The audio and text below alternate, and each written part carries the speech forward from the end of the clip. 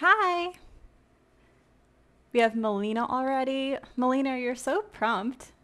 I appreciate you joining all the time. Peanut butter. Bring punch and pie. You're here too. Thank you. So nice that I have like regular joiners already. You guys are awesome.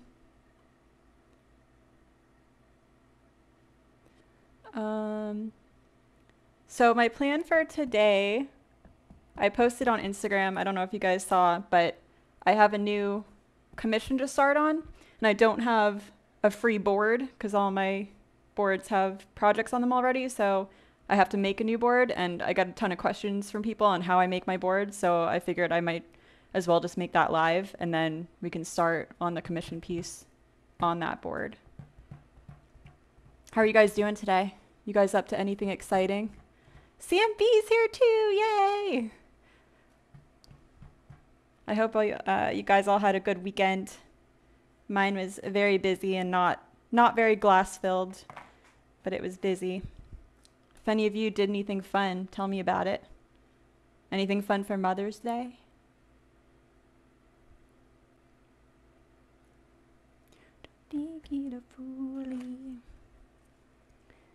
Melina says, the other lady called off work, so I'm filling in at the gallery today. Okay. Are you happy about that?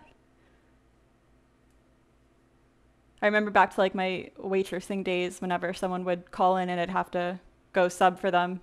I either hated it or loved it because I would get more money, but sometimes it would like ruin whatever plans I had that day. Money, money, money, money. Yeah, feel you there, Melina. Before I get started, I also wanted to let everyone know that I'm officially a Twitch affiliate now, which means that people can start subscribing to my channel, which means you can pay a couple bucks or more than a couple bucks a month to get some cool benefits. So I just wanted to like quickly go over what those are so you're all aware. Samby says, Mom and I went to the glass store and then did stained glass all weekend. I got started on a big project for my aunt. Oh my God, that sounds like the best weekend ever, and I'm pretty jealous. Did you get a whole bunch of glass? And what did you guys make? Did you guys make a little mother-daughter project? And what are you doing for your aunt? Samby, tell me all of it. But for subscriptions, again, I'm kind of new to this whole like Twitch thing and the subscription model, so just bear with me if I seem a little confused about it. I am. But basically there's 3 tiers. The first one I think is $4.99 per month. The second one is $10.99 per month, and I think the last one is $24.99 per month. But basically the main benefits you get if you choose to subscribe to any are that, one, you won't see ads. I think like an ad played at the beginning of the stream for you maybe, and one might play at the end. I'm not really sure when the ads come out, but if you subscribe, you'll never see them. You'll also be able to view my past broadcasts. Right now, I've been saving all my past broadcasts and uploading them as highlights so everyone can see them all the time. But starting probably at the end of this week or maybe next week, I'm going to flip that to be subscriber only. So if you're not a subscriber, you can always see my live stream, but you won't be able to see it if you missed it. So that'll be a really big benefit for subscribing. And then there's also some cool like Twitch specific stuff. Like you can play a sound in my channel. You can use like custom emoticons in my channel if you subscribe. And you get like more at the higher tier you are. So I think if you're tier 1, you get like a couple sounds and a couple emotes. And then tier 2, you get more. Tier 3, you get more. Bring Punch and Pie says, I just noticed extra features, so cool. I have no idea how to engage with them yet, but I'm here for it, LOL. You're right with me. I'm a little confused by everything too. I wanted to test out some of this. So I did set up a little like notification thing where if somebody follows me or somebody subscribes, there should be a notification that pops up so we all get to acknowledge and thank that person. So let's test that out. Did you guys see that? I just subscribed to my own channel. So if that happens, I will say, thank you very much. I love you. And then for a sound, I had a recording session with Peanut Butter last night, and I gave him a list of words and phrases to say. So all of these little sounds are going to be in Peanut Butter's voice. Like that one, he says, "Oh my God, Becky." What about this one? That's cute, Poppy. So there's some fun little peanut butter voices you can use. And some of those are free too. I think there's like 5 that are just free for non-subscribers. The zombie, I didn't make the zombie, Melina. That's just like the default. I don't even know if I can change that. So don't give me credit for the zombie guy. John, you're here. Sup, John? How's it going over in Singapore? Late night. John stays up so late. You're so the opposite of me, John. Shoot, I almost called your wife to be Melina, but it's Mel. Does Mel stay up late too? She better, because that's going to be hard to deal with once you guys start living together. CMB says, we got a whole bunch of glass. There's this one I'm obsessed with that's cream with lots of bright colored streaks. Ooh. It looks like funfetti cake batter. That's what I was kind of imagining. That's awesome. My mom wants to make some night lights, so she was designing some cute little cacti. I was cutting glass for my big project, which is a portrait of her horses. All of that is so amazing. One, I want to see the funfetti cake batter glass. Do you message me on Instagram? If you do, send me a picture. Night lights. I've never done night lights, but I've always been like very curious about them. I want to. It seems pretty easy, right? Like you just make whatever, like the little thing, and then you can just like solder it to a metal attachment and then you pop it on the light. Seems easy enough. And the fact that your aunt has horses is pretty damn cool. And then I just want to finish going over the benefits. One more thing is that I want to do giveaways. So I haven't figured this part out totally yet, but I'm going to install some sort of counter that we'll all be able to see.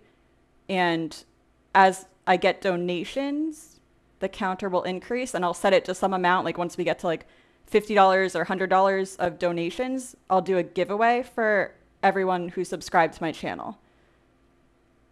And you probably can't see it now, but there will be a button to donate somewhere once I get this set up. So that'll be another fun thing I can do with subscribers. And I probably can't do that until I get at least like 10 subscribers, right? Because that would be kind of unfair if I only had like 2. So that'll be coming. John says, yep, but she has an early appointment tomorrow, so she went to sleep. Gotcha. Well, it's good that you guys are on the same night owl schedule. Melina says, I'd buy a mushroom night light. We'll keep that in mind, Melina. I don't know if I'm ever going to start on the, or like I will eventually, but I don't know how long that might take me to get into night lights, but I'll kick it off with the mushroom one. Samby will send me a picture of her funfetti glass later today. Thank you. I really want to see it. I could probably make something like that with fusing. You could do so much with a kiln. I have not even like scratched the surface yet. Bring Punch and Pie just subscribed! Peanut butter! Bring Punch and Pie, you just made me so happy. Oh my god, thank you! Oh my god.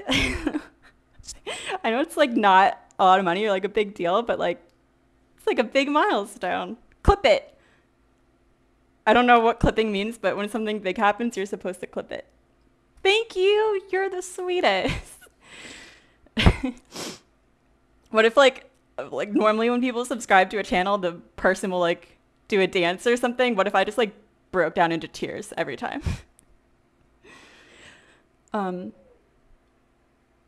Thank you so much. You're the best. Play the great success sound. I should do that every time someone subscribes. Hold on. Peanut butter says great success. Oh my god. Melly, you're gonna subscribe. You guys are the best. I love you. Seriously, you don't. My heart's like beating so fast right now. This is a big day. Peanut butter. Remind me. We should like set that up automatically that it'll play that sound if we can do that, because I'll probably forget. Thanks.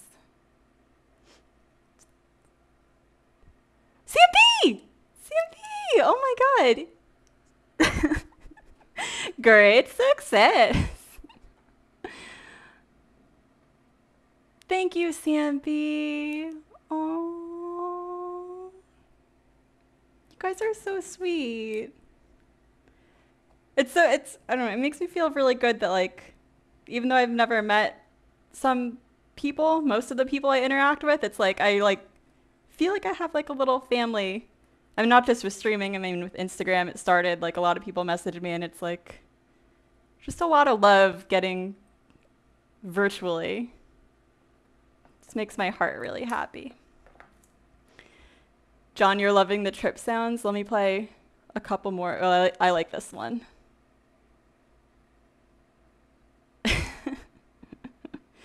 This one, John, you might recognize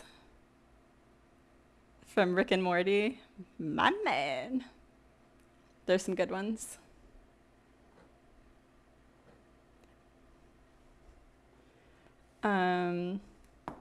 Okay.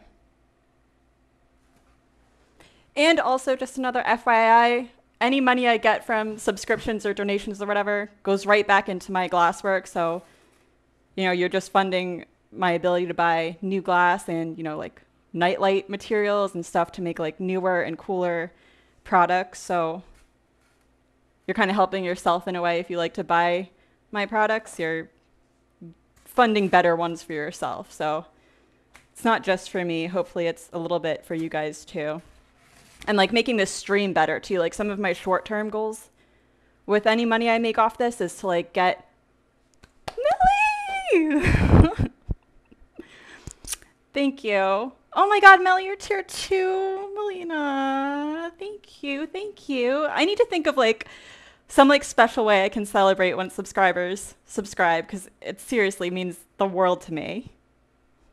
I love you, Melly, thank you. Okay, I got it. Don't do tier 3 until I can think of like, first of all, I have to like get more emotes. The little more trip sounds, like I need to think of like better things to give you for tier 3, because I feel bad taking money if like I don't know, I feel like I should have more to offer there. But thank you. Oh, and look, now you guys have little badges. Like I see by Melina's name, she has a little first. I think like my first 10 subscribers or whatever will get like a little icon that will always be by your name now. I think that's how it works. So everyone will know, everyone else who comes in here will know that you guys are the real MVPs. And if you guys ever also have ideas for like benefits you would like to get as a subscriber, let me know, because you guys might have better ideas than I do. But like I was saying, I for this setup, I want to get another webcam to put over my ring saw and another one to put over my second grinder, so you guys can see everything I do. That'll be like the next investment probably. And eventually, who did the yas? Melly did yas. Atelier Bidet. I don't know if I'm saying that correctly. Hi, welcome. Atelier. I'm going to call you that. I try to call everyone by their Twitch names. I don't want to say real names because I never know who wants to say private or not. But thank you for joining. I'm so excited to have you here. You're in Germany, right? Think. We have someone from Singapore, someone from Germany. Very international stream going on right now. All I would want is more trip. Well, John, maybe I can make a special subscription tier for you that just includes like lingerie photos of peanut butter. Let me explain to you also what I'm doing. Atelier, yes, Hamburg, and I can say Anna. Okay, I will call you. Is it Anna or Anna? I feel like it's Anna. I'm gonna say Anna until you correct me.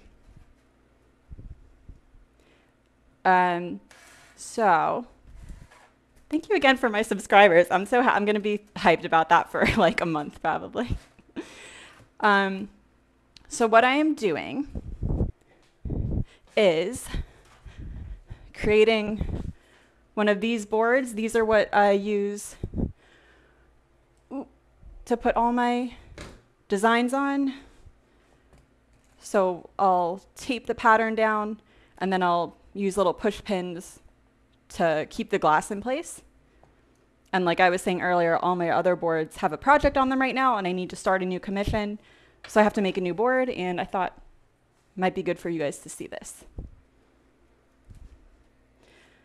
So you need, if you guys want to do this yourself, you need styrofoam as big as whatever board you're trying to make, a piece of cork board as big as whatever board you're trying to make. And my styrofoam is like 3/4 of an inch thick. My cork board is like 1/4 inch thick. It doesn't really matter how thick your stuff is. It just depends on like how deep you want to push your pins into it, I guess. So you need those things. You need some type of cloth to put over it. And your cloth should be cut out to about 3 inches wider than your cork board on all sides. I would have cut this in front of you, but it was too big. I had to do it on the floor, so I just did it before the stream.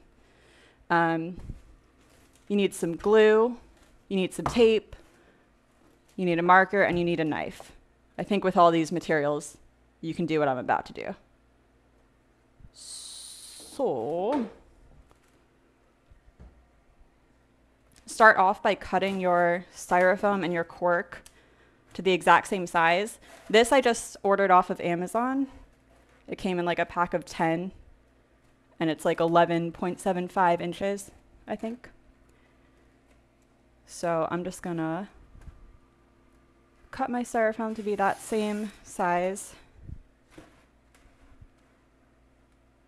And you don't have to be super exact, because like, why does it matter, you know? You cheered! Bring Punch and Pie cheered! Okay, so that's, I think what will count is like a donation toward my giveaways. I'm pretty sure.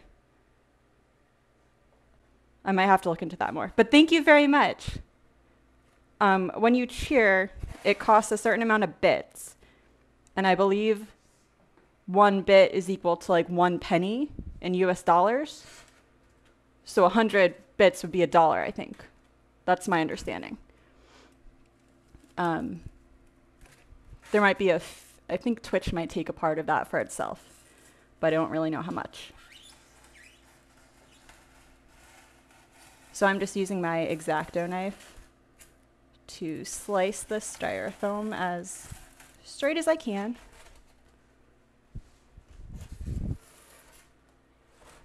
Make you a celebrity overnight. We can do big things too small.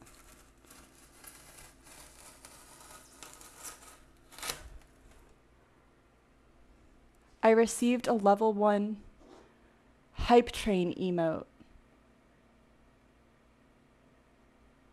I don't know what that means. Let me share it. I can do that now, I guess. I have to look up how these emotes work. Bring Punch and Pie did like an animated one somehow. Oh, you can use it too now. Okay, cool. Well, I think Bring Punch and Pie, you made that happen, so thank you.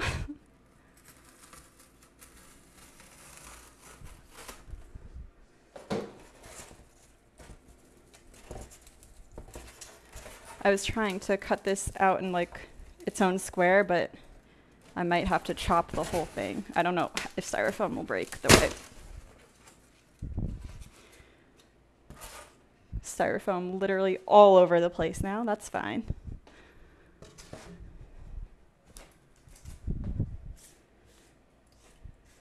He doesn't know. But it's time to let her know. Okay. Anna, how did it go with your letting your first panel? I feel like I saw it in your stories, but I don't know if I saw you write a post on it yet. But I've been busy. I haven't really been checking Instagram too much. But Anna was telling me she was starting on her first leaded panel. She does stained glass as well, but I think she's mostly done copper. But she was excited to start leading. How's that going for you? This looks pretty straight.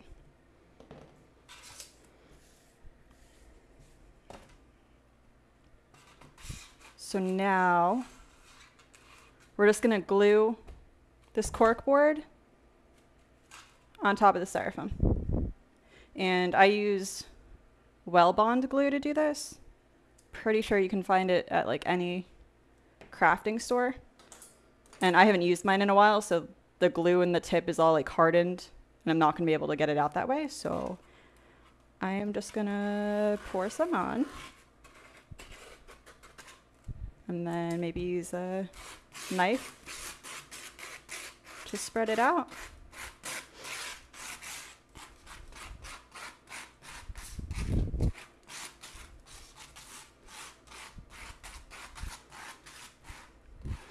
Anna says, I started cutting glass and then I started a new job and now it's on standby. But cool you remembered, thank you.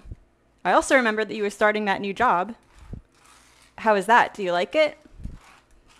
Maybe you can't tell if you've only been there a few days yet, but I hope you like it. Although it's probably not as fun as glass. She doesn't know.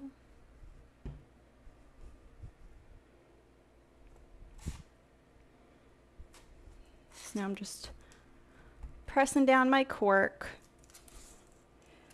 A lot of people use some people can use cardboard instead of this. Some people can use, I've seen people use wood. People get creative with the boards that they use. I just like this way because you can stick push pins in really easily and really far down, and it's really cheap to make. Like, it's probably a couple bucks of material. I used to only use the cork board, but the issue was that when I would tape the pattern down, and then I would go to remove the tape when I was all done, pieces of the cork board would come out. And I did the same thing with styrofoam. I tried just using styrofoam, and the same thing would happen whenever I took tape off of it. Pieces would come off. So that's why now I cover it with this linen. And that way it all stays together. I don't have to worry about it coming apart. And this linen, I think I got everything off Amazon. This came in like a huge 8-foot roll of like 100 yards. So I will never run out of it. Anna says, yeah, it's okay. Definitely not as fun as glass. Yeah. Few jobs are, but hopefully it just gets better, or you're soon able to leave it to do glass instead. Either one. To the head. Melina, what are you doing with your time off? Because I think you said you're done with finals and you have a couple weeks before you start your summer courses, I think. Are you doing anything fun or just working at the gallery? Now when I wrap this, I just wrap it like I wrap a present, but I'm really bad at wrapping presents, so it doesn't mean much. I think I just pull it really tight against one end. Give it some tape.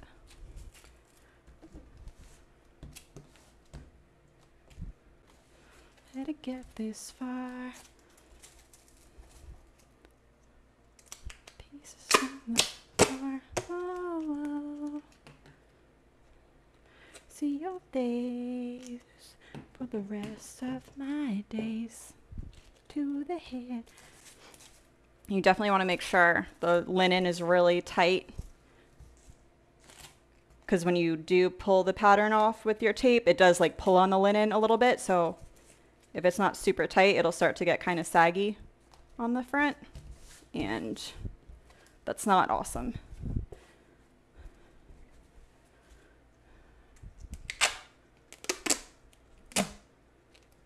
Can't get this far. He came around. Oh.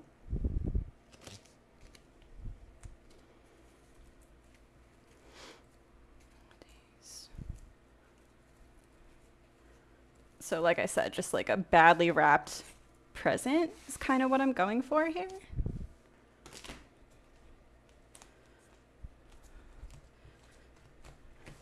And that's just no good. Rest of my days with the head is old, I feel half dead. Melina says, I just finished some projects I set aside because of the past school semester. I have a huge commission I have to work on, but I'm so scared. Daunting task. LOL, I haven't done anything fun except put up birdhouses and feeders and plan on making a garden in my backyard. That sounds delightful.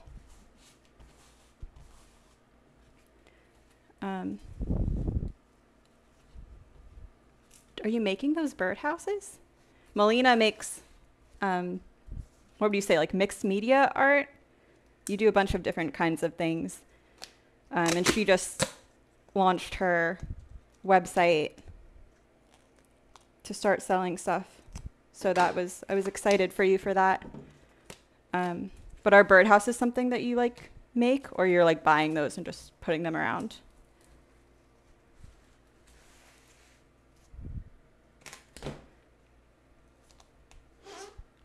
I also want to know what that big commission is.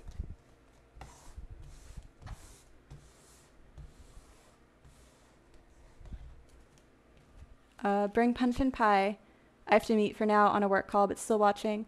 I'll have to figure out how to turn captions on or just go back and listen later.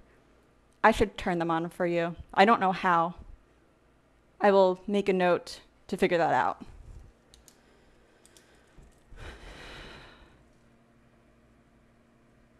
Captions.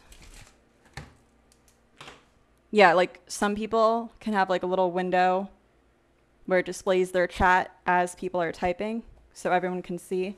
And I was thinking that would be helpful, one, for anyone who's like hearing disabled. And then two, when I post these videos on YouTube, I don't think you can bring the chat over into YouTube. So I would also need them for that. And I guess for situations like this where someone has to go on a call or something and they can't listen. So it seems like an important thing for me to figure out. I have to do the same. It's dinner time in Germany. Thank you so much for joining, Anna. Have a good dinner.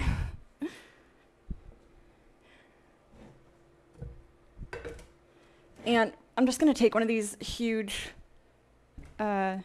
cane rolls and set it on here to like weigh down the cork board.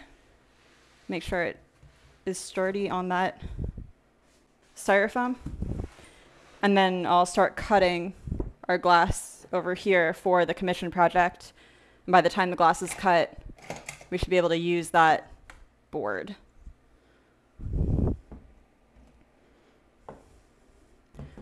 Melina says, yeah, I like to do a variety of things. Right now I'm doing a lot of embroidery, but I'm working on getting a kiln so I can make a bunch of stuff. Birdhouses is on my list of what I would like to hand make. Right now I'm just buying them. You have very diverse interests, Melina. So do I, because again, we are very kindred spirits.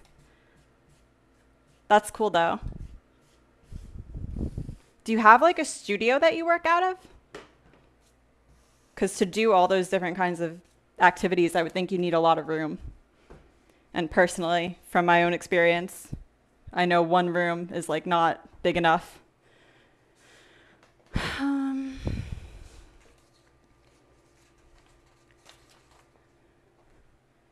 So we have our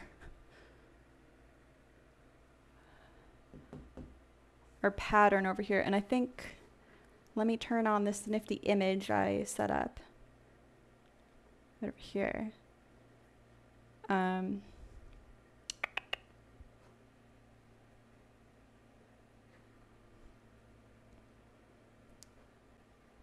Just to show you guys. Here, let me put Homer away for a minute. If you go to my website and go to commissions, you can see all the commissions I offer. So the one we are working on is this Homer one that I call Bush Fade because I don't think I'm allowed to title it anything Simpsons related. So this is the one we're going to work on. And I will put Homer up in the corner, so if anyone new joins, maybe they can figure out what our end goal here is.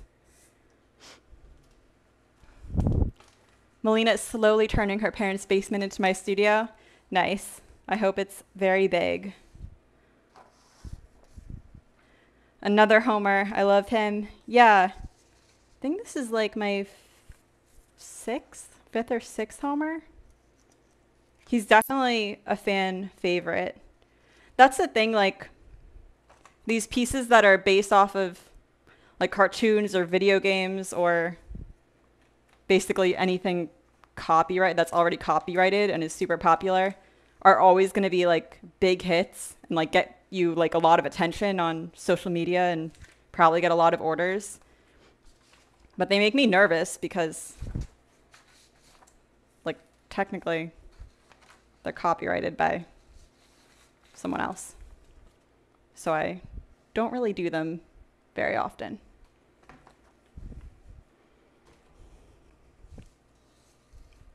But like there's that one artist, again, I won't mention her name just because I don't want her to get in trouble for copyright stuff, but there's another artist who's very big on Instagram in the glass world, and she like only does Simpsons pieces, or at least she used to only do Simpsons pieces. So I feel like maybe The Simpsons is a little bit more lax with like how angry they get over this. I don't know. Anyway, my point is I try to stay away from stuff like this in general.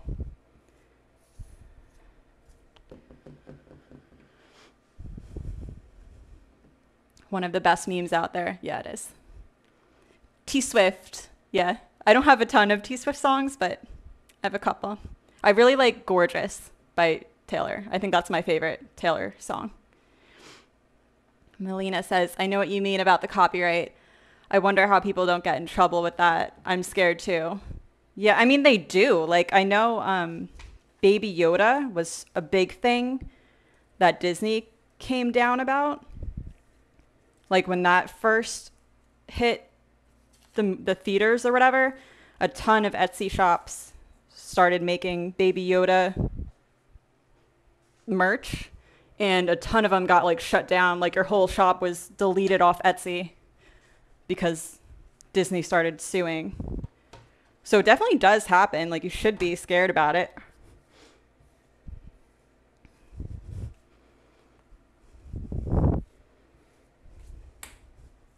I don't know, if I ever got like big enough, I would probably like reach out to studios and other artists and stuff who were the original creators of these kind of images and like ask them for permission to do it, if that meant like paying like a monthly fee or something to them. I think it might be worth it in some cases.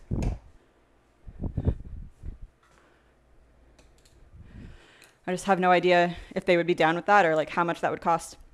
So this glass is called English Muffle. And English Muffle doesn't have anything to do with the color, but it has to do with the texture. You can kind of see down here at the bottom the texture pretty well. It's like really pretty, just like bumpiness. And I use it for, I think, my pickles, for some of my cacti, and for Homer's bushes. But whenever you're cutting textured glass, you want to cut it on the non-textured side because it's going to be a lot easier for your cutter to move smoothly over it if it's not moving over bumps. So when I cut my pattern pieces, I'm going to lay them reverse side down.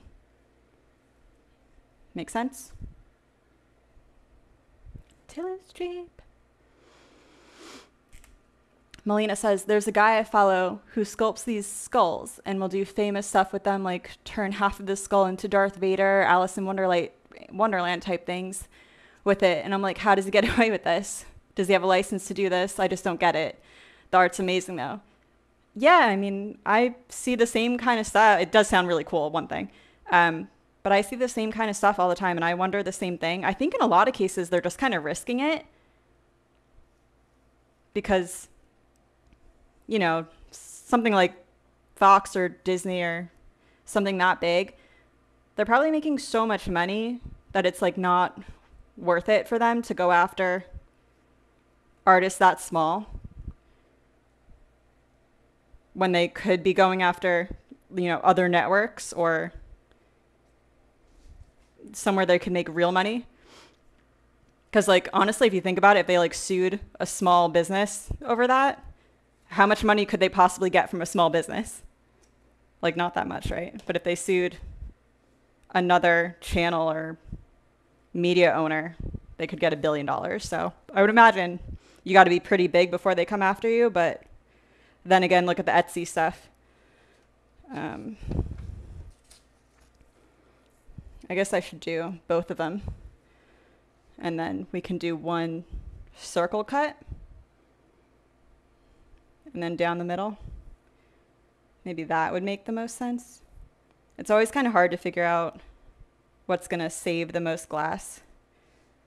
Maybe this is the smartest way.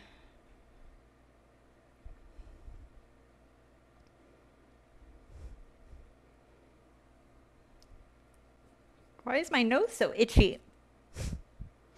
Probably cat hair. My dumbass cat.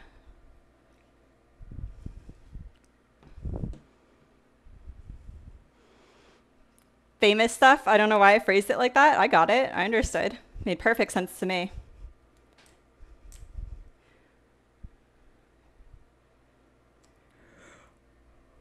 Do any of you own a cat and get it regular dental cleanings? I had to take our cat to the vet yesterday to get his rabies vaccine updated. And the vet was like, you should really be getting his teeth cleaned regularly. And I was like, okay. And she was like, yeah, if you don't do it every couple years, they can get like mouth corrosions or something. I don't know. She was explaining it. It just like sounded suspect to me because like you're telling me cats evolved to like die if they don't go to a dentist every couple of years? Seems like that's wrong. And of course it costs like $400, so. I mean, I scheduled him for one because I love my cat, but I don't know if I trust that. Okay, we're gonna make one big cut and then we'll do that smaller cut, and hopefully it breaks the way I want it to, Hello, what it is.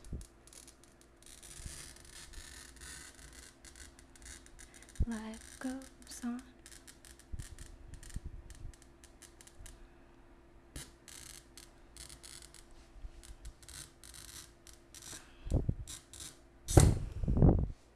I know holding, like, a lot of people don't hold their cutter like that.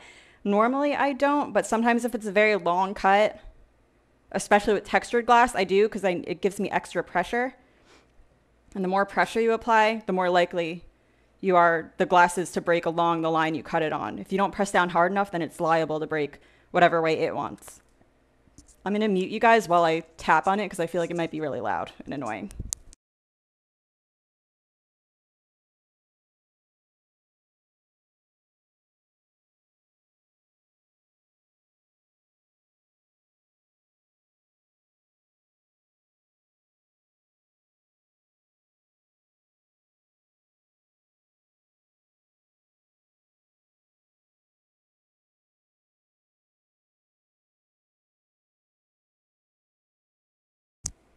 We did it.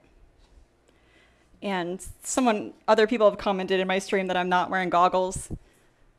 Sometimes I do, but I'm not going to do it when I have headphones on because that's going to be really annoying to take my headphones off and put them back on. So I just try to like back away from the glass and not get my eyes too close to it, which is probably still a safety hazard, but.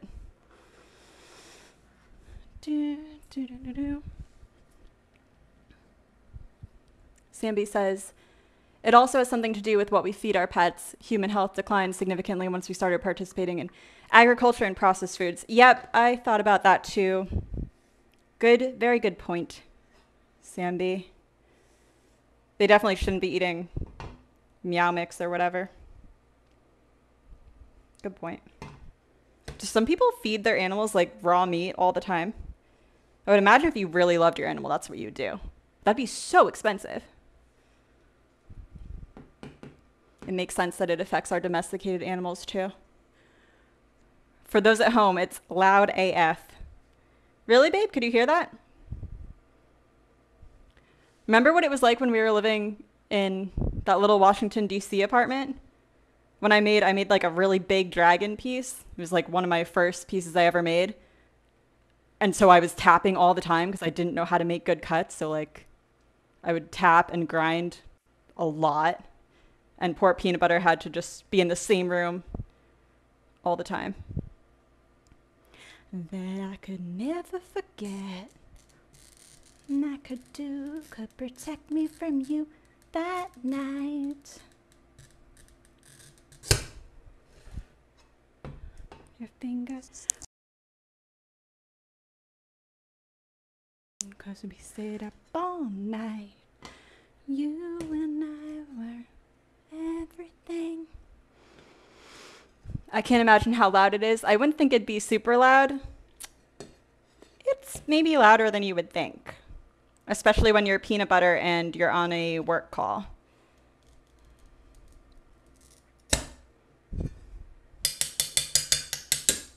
There, I didn't mute you on that one. So I am getting this as close to the outline as I can, but this piece takes a lot of grinding, or a lot of ring saw cutting. I don't know if you can call ring saw grinding. Because all those little bush curves would take forever for me to try to cut out by hand, and it wouldn't be worth it because I would eventually end up cracking the glass after like that many little cuts. You slipped away, I just want you to know. And then I'm gonna put my scraps in my little scrap container because we conserve.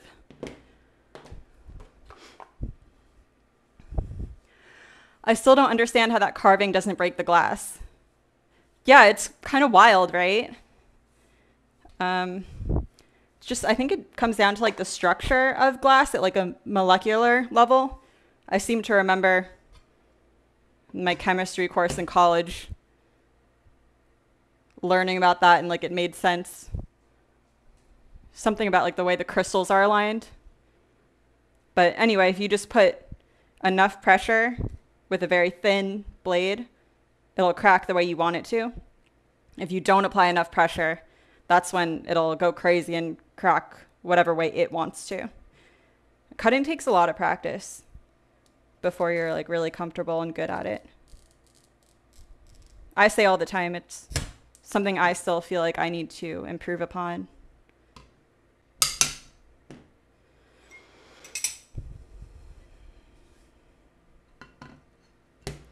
There's a day you'll come back to me, but still I'd have to say. Did you say it would crack if you don't apply as much pressure? It would crack too much. If you don't apply enough pressure, it'll just crack in random ways.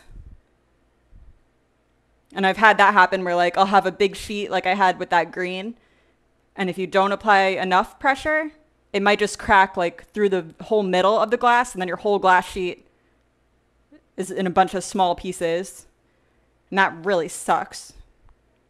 Because a glass sheet can be quite expensive, and the bigger they are, the more expensive they are, especially when you order them online like I do. You have to pay for the shipping. It's a lot more costly to ship like a 24 by 24 inch piece of glass than a 12 by 12. So if you have a big 24 by 24 and you break it the wrong way, it's a very sad day. It's also super important. You'll notice I am constantly either running my hand over or sweeping, because if there's even like a little piece of glass under here and I go to cut, when you press down on the glass, there's going to be like that one pinpoint of glass causing pressure upward in the wrong spot, and it'll shatter the glass. That's a big lesson people learn pretty quickly. Keep your studio surface very clean.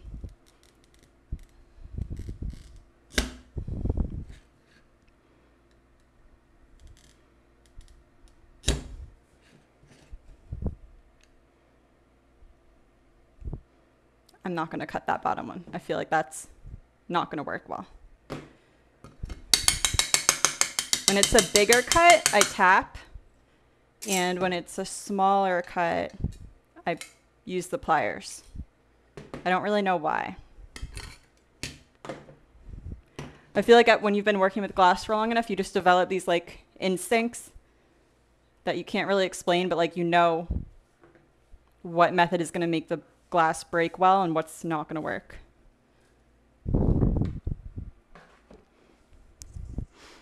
Okay, that's how I imagined carving in general. Yeah. Yeah. Okay, so these are all the green pieces we need. We're done with the green. Don't push me. Don't push me. Let's do the house at the top. This one is brown, this one is pink. I have my pink scraps. I think I have a piece big enough in my pink.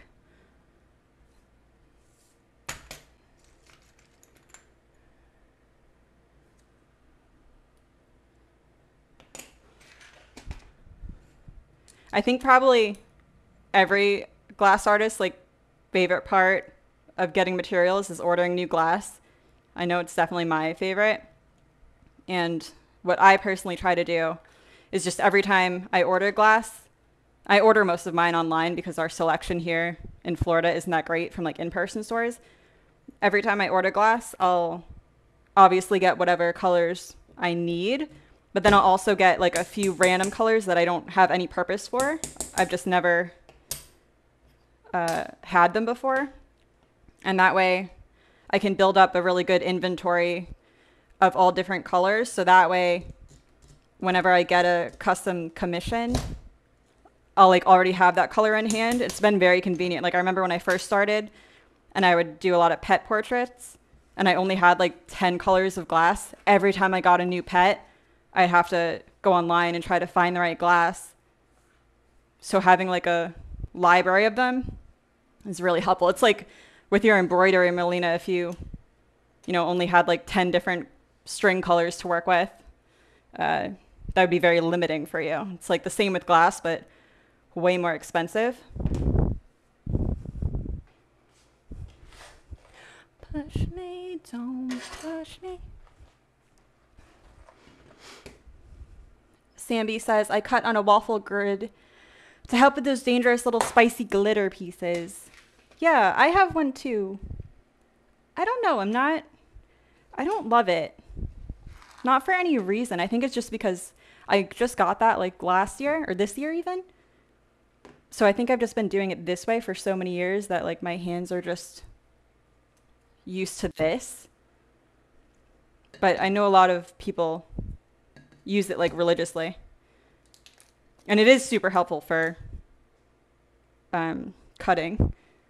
If I had a little piece of it, I could bring it over and show you, but Samby's talking about like a grid like this, where like imagine every square is like pushed down, indented. So it's like a raised grid. And when you cut on the glass, those little shards that I'm sweeping off fall into each of the little grid squares. So there's no reason to like keep sweeping it like I do.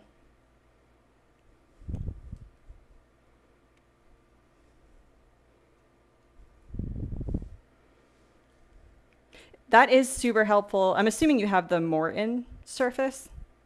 That's the one that I have. And it is super helpful for straight cuts and angled cuts because it comes with a bunch of these little tools that you can like attach to the grid. So if you want to get a long thin piece that's like exactly 1/4 of an inch, you can get that every time. Same with like an angled piece. If you needed a diamond or whatever that was like exactly 45 degrees, you could get that every time. I don't do a lot of like geometric shapes, so it's not something I use a lot, but when I have to, it's really convenient.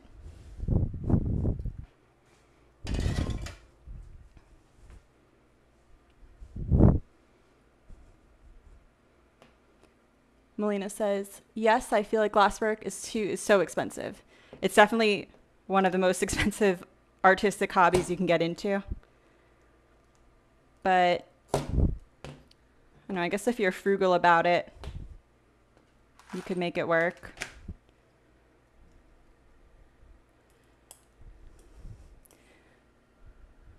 Compared to embroidery. Yeah, compared to embroidery for sure. The brown piece is the house or the garage in the upper left-hand corner of Homer.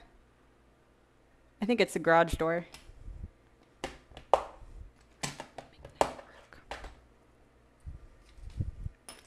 Okay, we got our brown, we got our pink, we got our green. We could do Homer's mouth.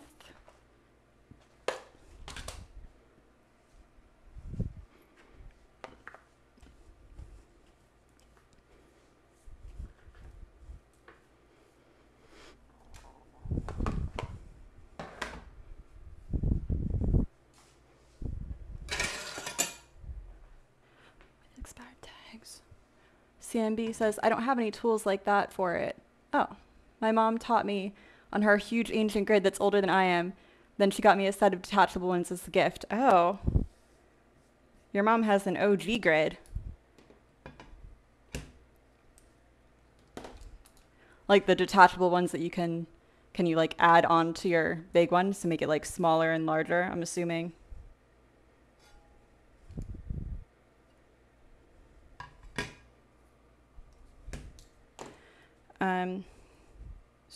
So with this piece, we're going to have some fused glass. Like all these pieces are going to have, these are his eyes. This is his like nose, face, and this is his mouth. And so all of these are going to have a fused glass detail. Like his mouth is going to have this line. And that means that when we cut this piece out, we're going to have to cut a little bit larger than the actual pattern piece.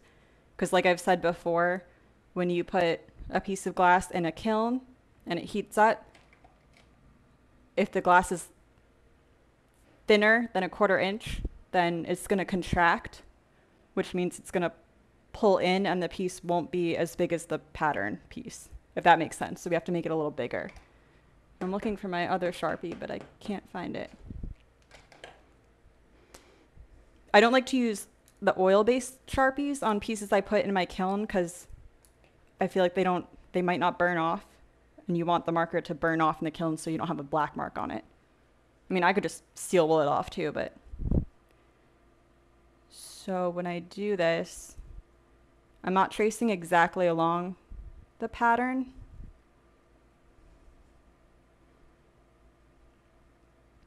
I'm tracing like a 1/4 of an inch outside of it.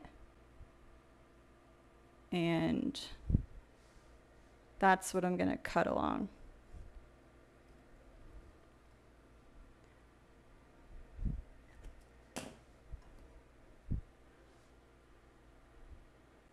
See? So it's a little bit bigger.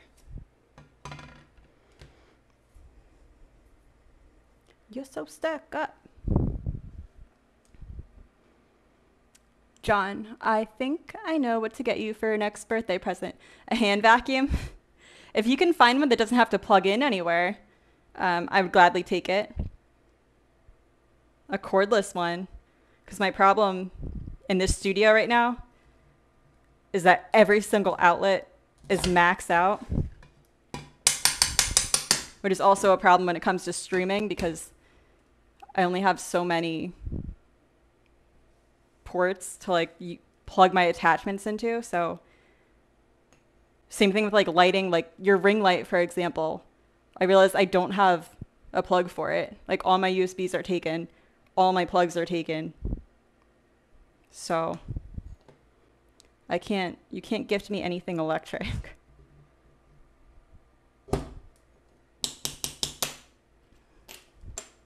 But that ring light does work really well for like the next time I do like an IG live. I didn't use it on the first one I did. I don't know why, because I'm a moron. But anytime I'm doing just something with like my face, then I can unplug some of this other stuff and use that for those. John is my Singaporean friend, or he's Peanut Butter's Singaporean friend, but he's also mine, who gifted me with a ring light when he found out I was gonna start streaming, because he's just a nice guy.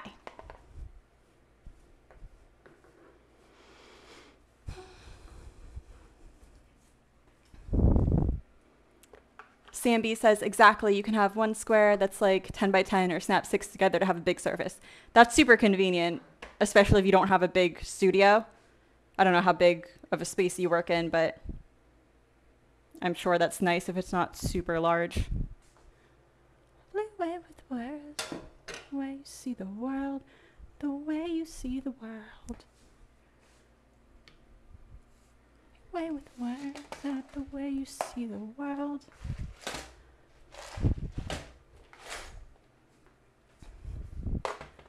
Melly says, is all glass the same thickness? Sorry, that might be a stupid question. No stupid questions, especially if you don't work with glass like you don't. Like if you had a thinner piece of glass to carve, you would probably have to pay attention to your carving pressure. I remember you mentioned something about melting. At least the glass wants to be a certain measurement. Yeah, so you can buy glass in a bunch of different thicknesses. Most of my glass, the standard thickness is 3 millimeters. And I don't know what that converts to in inches. But let me see if I can find a piece of thinner glass.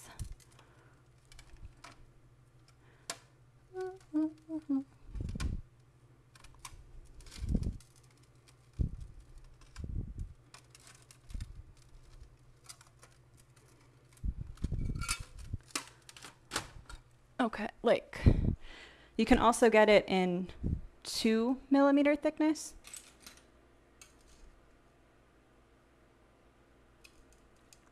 I think this is thinner. They're super close, so it's hard to tell.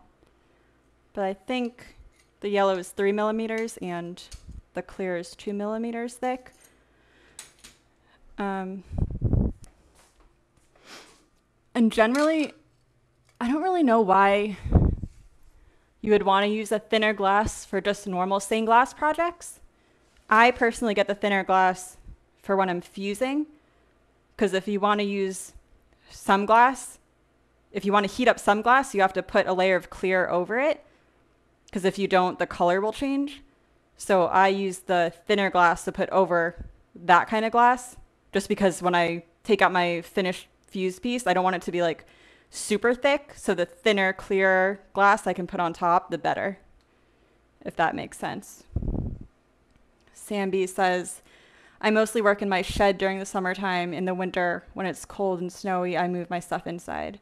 That's nice. I've seen a lot of other glass artists with like cool sheds built specifically for glass. It would be nice to like be more outdoorsy. Like I have windows in here, but I can't even open them because we don't have screens.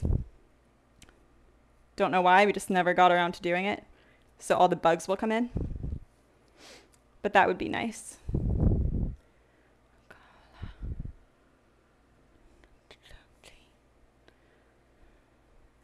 These are our yellow pieces. This is our bigger yellow piece. I'm gonna have to get a bigger sheet of glass for that one. What color change? That's something really cool that not a lot of people know. Even I didn't know for a while. Hold on. I think I can show you. Oh, what just happened? Milk Fat! Thank you for following. I think you were my first official follow notification. I had some subscriber notifications earlier, but because I just turned on my notifications today. So thank you for being my first follower notification. I'm trying to...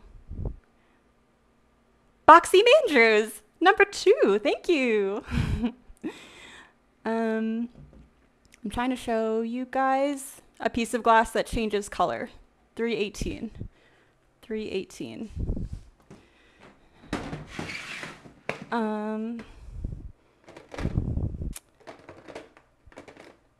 17.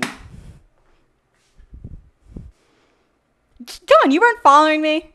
I'm not going to thank you. You should have been following me. No, I'm just kidding. Thank you.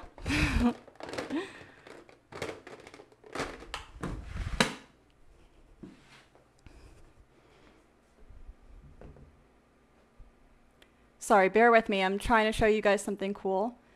I just need to find it. 136.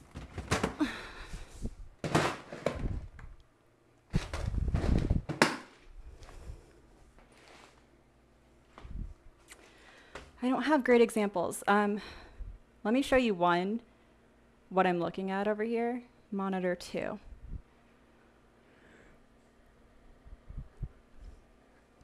So this is how I store all my glass and I keep track of it. I have just a little glass sheet inventory file on my computer. And every time I get a new sheet of glass, I'll take a photo of it and number it and put it in here. And then I also have an Excel tracker that like lists out where I got it from and like how much it costs and all that stuff so I can incorporate it into pricing. So I was trying to go in here and find one that I know changes color. Like these right here. This is a color changing one, and that's why my picture is so small, because I can grab the actual glass sheet and show you what the actual glass sheet looks like.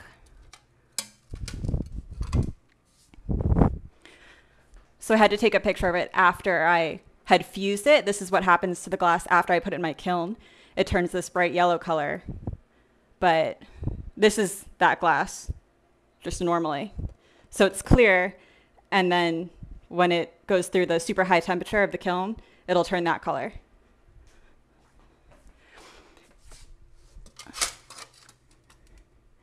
But not all the color changing glass is clear. Like this one also changes color. It's like a very light peachy, but when it goes through the kiln, it turns more like a skin tone, like a little bit more yellowy. And if you don't know that, which I didn't, it can really mess up your project. Like I learned that when I did my first wedding portrait. I cut the skin tone from this glass, and some of the pieces I fused for like extra detail and some I didn't. So then after the pieces were fused, some of their skin looked different from their other skin, if that makes sense. So I was like, oh, that's a thing. Slosnichi. Thank you. I'm really digging these follower notifications. You guys are awesome. I've been ignoring the chat. Melly says, how the hell do people figure this out? Who was the first person to be like, oh, I'll put clear over this? Girl, I don't know. I wish I knew them. Probably pretty smart.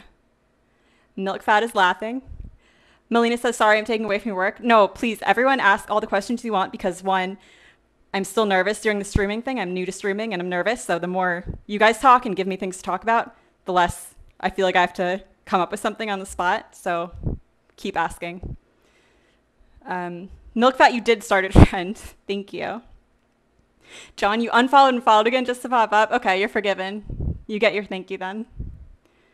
Melina likes the song. Of course she does. Melina, I didn't look up that Lay Me Down song by Sam Smith yet, but I do have it written down and I will. I've just been busy. John says he's going to sleep. Love seeing all the new things you've been doing with your stream. Keep it up. Thank you, John. Have a good night. Say hi to Mel for me. Anna, you back? I had no idea glass changes color with fusing. Huh, thanks. Yeah, I didn't either until I popped a piece in my kiln and it changed color and I was like, guess this is a thing. But then if you Google, it's definitely a thing. A lot of people know about it. When you go to buy glass online, the bullseye glass that changes color will have, it'll say high strike on it or striker, something like that. So you'll know. Because also what happened is one time I bought a bunch of color changing glass before I had a kiln. And I thought it would be this cool color. And it showed up to my door and it was clear. And I was like, why? And I still didn't really understand at that point. I was just really sad. But some will tell you online. They should tell you online. Milk Fat says, oh no. Oh no. Melina says, did you have to redo the wedding piece? Yes, I did. I mean, I didn't have to redo the whole piece because you cut, you grind, you fuse, and then you solder. So everything is like undoable before you solder. And luckily, I figured it out before I soldered. So it was more work and took more time, but I learned a lot from it, and it didn't really cost me that much more like effort and money. And the color it changed to was actually a much better skin color than this. So it worked out for the better. I should have been using that color from the beginning.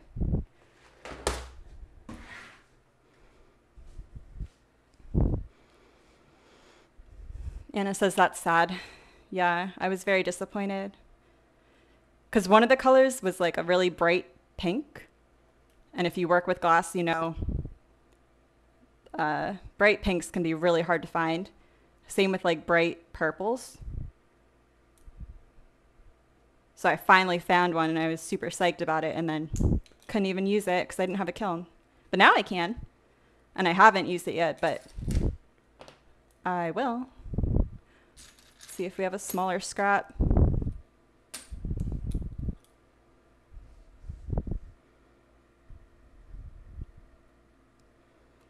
Anna, is your new job all remote?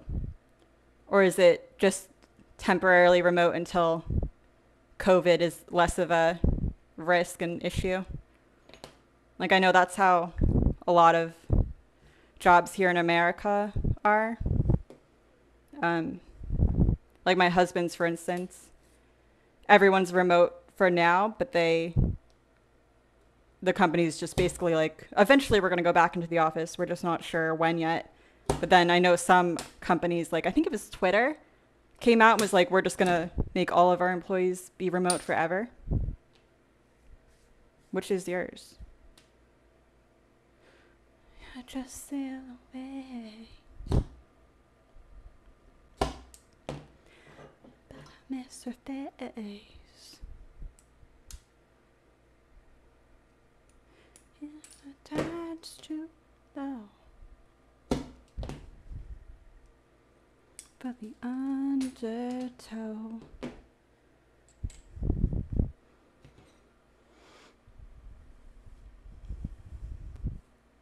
Peanut butter, what is that emoji you just used? Anna says, I missed the start. Can you quickly tell me what you're working on? Yeah, for anyone who doesn't know, that's why there's that little picture of Homer in the bushes up in the corner. That's the piece I am trying to make.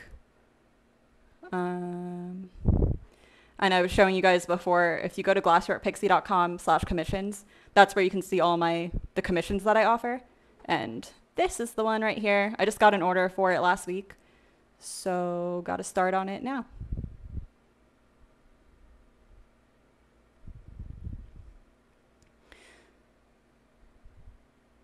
Oh, you figured it out. I was delayed. Melina says, I can't decide which color blue to buy for my new pair of your downport earrings and necklace. Oh yeah, I have the dark blue one on. I personally like the dark blue one more, but I think people have only bought the light blue one. Like, I don't think anyone's bought the dark blue one yet. So clearly that's not the popular choice, but it's the one I like.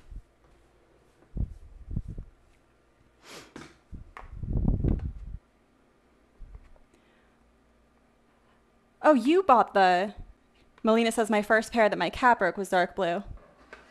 I think you were the only one to buy the dark blue one. Which, oh my God, Melina, you and I like are the same person, I think sometimes. Because like I just said, nobody else liked the dark blue one except for me, and you were the only one that bought it, so.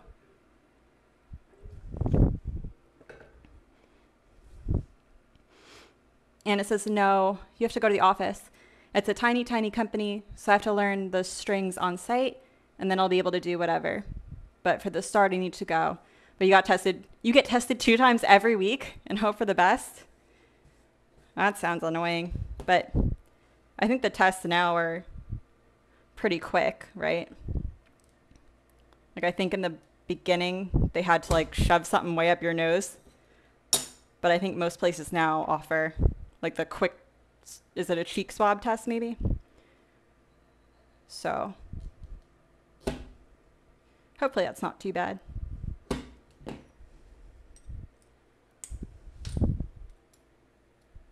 It's good that you get a little bit more freedom once you like learn the ropes though, that you can come in and out.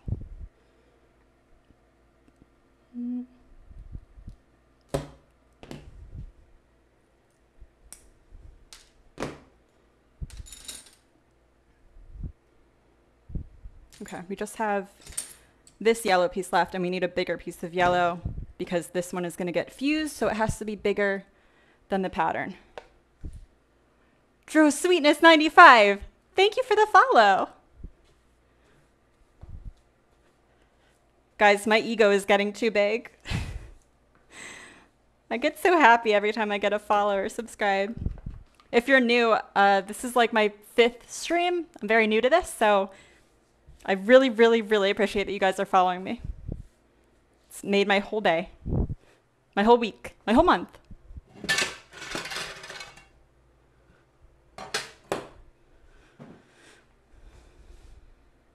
Okay, we're gonna use this bigger one.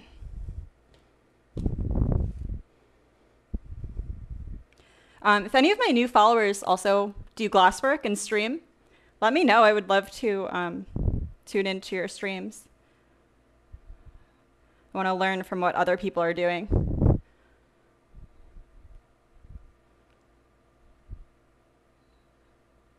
So again, this one, since we're going to put this piece in the kiln, we have to trace our pattern about 1/4 of an inch larger than the pattern piece. I'll bring it up close to you in a minute, but I am just tracing around a little bigger.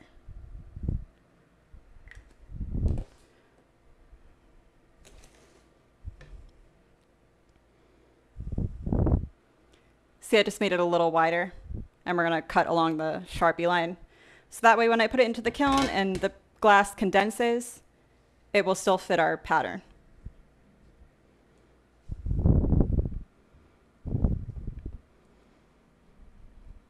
I have a problem also. Sometimes I ignore chat for too long. But then sometimes nobody says anything for like 5 minutes, so. The foiling on the bush is fun, I bet. You know what? I hated it when I first started doing it, but I think, like I was saying earlier, I think this will be like my 6th Homer piece. So it's kind of like a piece of cake at this point, just because I've done it so many times. And when we get there, I could have cut that way closer. When we get there, I'll show you how I foil. That makes it a little easier. It's called saddling, which I don't know why I didn't realize that was like a thing I could do until like a year ago, but it makes foiling a piece like that a lot easier. I feel dumb that I wasn't doing it, but I will show you what I mean when we get there. And I don't know if I'm going to get to foiling today, probably not, because it does take a long time to grind out that bush.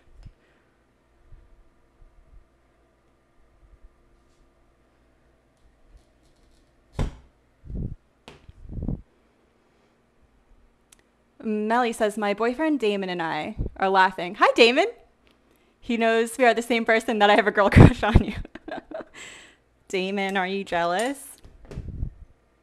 I told Melly if she ever comes to Florida, we have to get a drink together, so.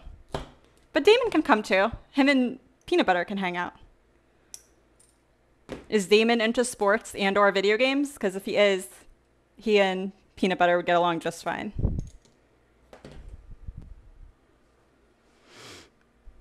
Anna says, it's the nose shove type. No, I'm sorry for your poor nose and your brain, if it hits your brain.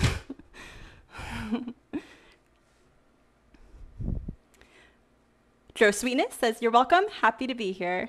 You're part of my Glass fam now. All my followers are my Glass fam. Anna says, you're doing a great job, Jackie. Thank you. Thank you. Dro Sweetness, you don't have to correct your grammar. I assume everyone here is very well educated and you just have typos. I do the same thing all the time. Milkfat says, I do glass, but I don't stream. I don't have that confidence. I followed your work on IG for a long time and you love it. Oh, thank you. That makes me feel really good. Maybe you watching me do this and mess up and sometimes make a fool of myself will inspire you to get the confidence to stream. Hopefully. You don't have to like show your face. You probably don't even have to talk. You could just like do what you're doing. Because there aren't that many glass artists out there, you know? So if someone's really looking to watch glasswork, they'll probably just take what they can get.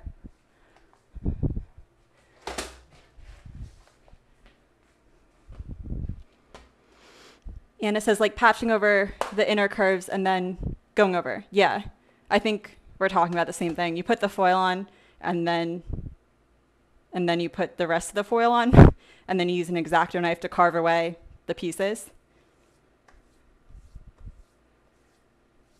Joe Sweetness, hello, very jealous. What are you jealous of? All my glass? I do have a lot of glass. Melly says, we both love video games. He's more of the sports lover, but I love Olympic type stuff that we watch together on the TV a little. Or tennis? Melly, we're the same person. I love tennis. I played it in high school, a little bit in college, not on the varsity team. I wasn't that good, but I love tennis so much. I played with my neighbors when we first moved in here. I haven't played in a long time, but I love it so much. When I was in Philly, there's a website called letsplaytennis.com, and I would go on there and like meet up with random strangers to play. And looking back, I'm like, oh my God, I definitely could have been murdered so many times because every time it was like an older guy that met me. But it was always like in a public place in the daytime. So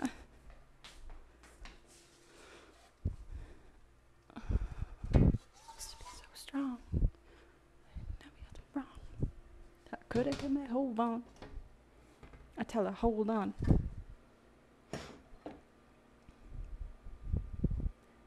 I'm sure PB and Damon would get along. PB is pretty easygoing, so he could probably get along with anyone. Milkfat says, true, I searched for glass streamers on here before and there weren't any. Yeah, I had the same problem. I follow a lot of glass blowers because they were like the only ones I could find. And they're really fun to watch, but I'm not like learning anything from them because obviously our art is different. Although now I really want to do glass blowing, and I definitely will. I just need a bigger studio and more money. Let me make sure you guys can see. I zoom in my camera when I'm doing my actual like pattern work. I just have it zoomed out because I'm cutting big pieces and I was making a pattern board earlier, but normally it's pulled down a little bit. You can see a little better.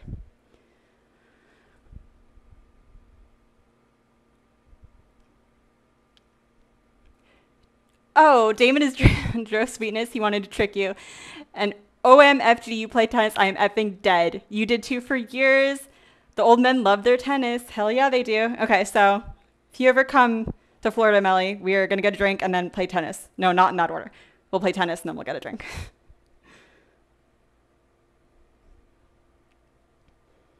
Are you like super good though? I'm probably like a 2 by now. I probably used to be. I'm thinking of I don't even know if that's a real thing, but on weplaytennis.com, you had to like assign yourself a number from 1 to 5. And I think that's like used in competitive tennis ranking. But 2.5 is like intermediate. 2 is probably like not that great. I used to be good is my point, and now I'm probably not so good just because I haven't played in a long time. For you, every day should be a bad day. Milkfat used to live in Philly too. Where in Philly did you live? So I went to UPenn. So I lived on that campus for 4 years. And then I got my first job in Philly after graduating, and I moved to 12th and Vine, which was the Gold Tex building. I don't know if you're still, no, you said you used to live in Philly. I loved that apartment in Philadelphia. It was like right by Chinatown, and there's the best dumpling place ever, like 1 block away from me. Peanut Butter and I used to go there all the time. Where did you live, Milk Fat? Also in like the Center City area? Sam B says, I think streaming would be fun, but I don't know where I'd find the time. Maybe someday. Yeah, if you have a full-time job, it would be very difficult. Like, I'm finding it very difficult, and this is what I do full-time now. So I would not blame you if you didn't even want to try tackling it until you had more time. Is it, should I mute myself when I tap? This is tapping. This is no tapping.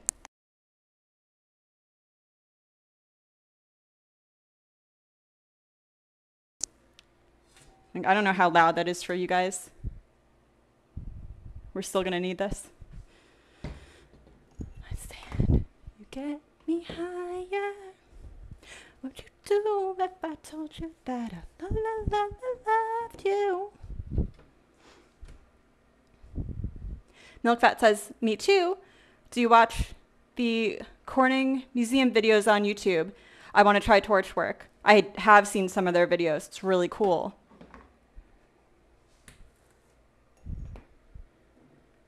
Would you ever take lessons? Is there like a place near you where you can? Like, I don't know if there's anywhere near me where I even could. But you could always just like get a torch and start fucking around, right? If you had the proper fire extinguishers about. Anna says, I wish I could hang out longer, but duty calls, 2 kiddos need to be made ready for bed. Till next time, this is fun. Thank you so much for joining in. Have a good night. I love you. Dim Sum Garden, Milk Fat. You know exactly what I'm talking about. Yes. Dude, I still have like dreams about Dim Sum Garden. Are they still, I've wondered if they're still open due to COVID. I hope they weren't one of the restaurants that went under. But yes, I'm assuming you've been there. I lived in South Philly mostly, near the Italian market. I moved around a lot. Ethical Embassy, thank you for following. Philly is such a good city. I feel like I definitely appreciate it when I was there, but I appreciate it so much more now that I don't live there anymore. Like, I'm in the Tampa area, Florida. And I mean, the weather is amazing. That's why I moved here. But like, when it comes to food, we don't have any Vietnamese. We don't have any Chinese. Barely any like sushi places. No good Indian spots. Like, Philly had like every kind of ethnic cuisine you could imagine. And they were all so bangerang. And just the fact that you could like walk everywhere. Like, I don't really go out that much anymore. And a big part of it is because you have to drive like a while to go to anywhere fun. I really miss being in Philly where you could just walk down the block and hit up like a bunch of fun bars, you know?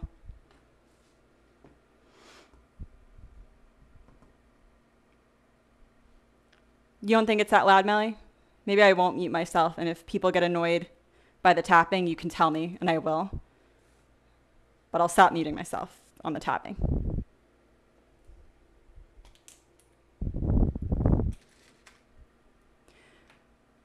Samby says, is this the cab? It was the cab. Whatever was just on. I forget what the name of it was, but it was. And now we are listening to Like a Prayer by Rufio. Madonna sang this, right? The original one?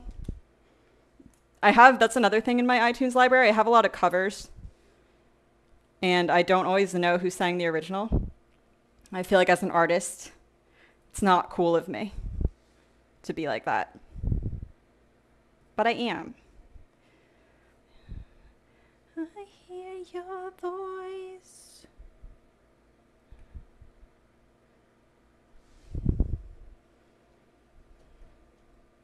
Think I'm falling. I also have to sing badly. For anyone new here that isn't used to it yet, I'm sorry. I sing the wrong lyrics and I don't have a good voice, but I'm gonna sing anyway. It's like a little prayer. I'm down on my knees, wanna take you there.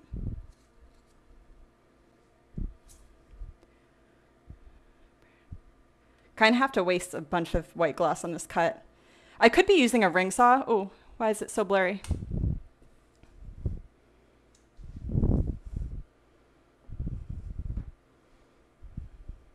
There we go. I could be using a ring saw to like save glass, but I don't have a camera over my ring saw, so I feel like my stream would be a lot less enjoyable if I did that. So I'm just gonna suck it up and waste glass until I get enough subscribers to allow me to buy a new webcam. And then I'll put it over my ring saw. No, take you there.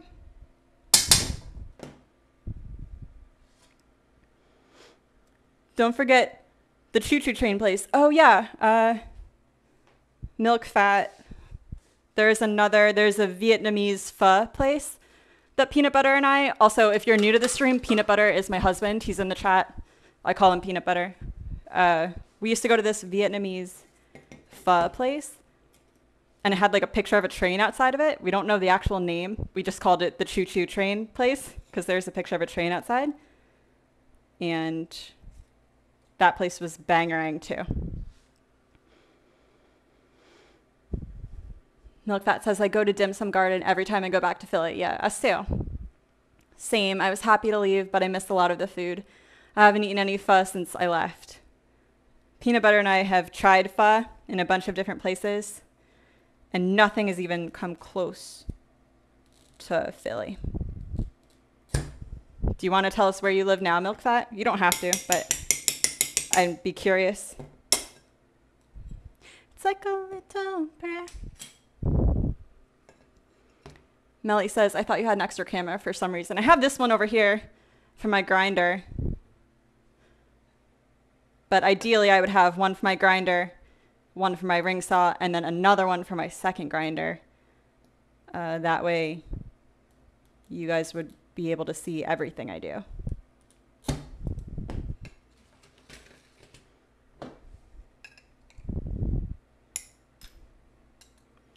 I'm not in the mood for Eminem right now.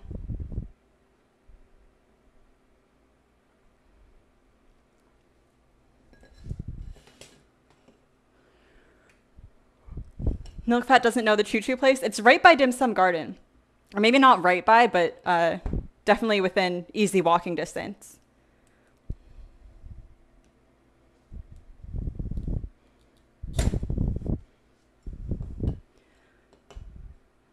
It's on the same block as Dim Sum, I believe, across the street and walk east. Milk Fat, did you ever go to, speaking of that little area, Peanut Butter, what was that like secret speakeasy place in Chinatown? You had to, there's like this secret underground speakeasy place right in that same area. Hop Sing's Laundromat. And it just looks like a normal door. Like you wouldn't even know it was a place of business if you walked by. But it is. And Peanut Butter and I tried to go there one time, and Peanut Butter wasn't dressed up enough, and they wouldn't let him in. And I don't remember if I got mad at you, Peanut Butter, but it seems like I probably started a fight over that. Melly, you didn't put your lemon steak up. No, that won't be up probably for at least a couple of weeks because I still don't know how much to charge for it. Because when I made it on stream, like I work so slowly on stream, so I can't use this as a proper way to price my, like normally if I make a piece, I time myself on how long it takes me to make it, so that way I know what to charge for labor. And I don't want to charge you based on that because it would like literally be like $500. But for those who didn't join my last stream or are new, this is what Melina's talking about. It's a little lemon planter steak. I made it on my last 2 streams, I think. And Melina has claimed it. but I have not listed it for sale yet because I don't know what the price is. So I have to make a couple more off stream and then average the time it takes me to make. And then Melina, I will put it up for you, or I'll just message you specifically and I'll put it in like my secret shop so nobody else can take it. Milkfat lives in Bethlehem, PA. There's an arts place in town that has a hot shop and fusing classes. I haven't been there yet, but once it reopens, I want to try it out. You're lucky that there's one so close to you.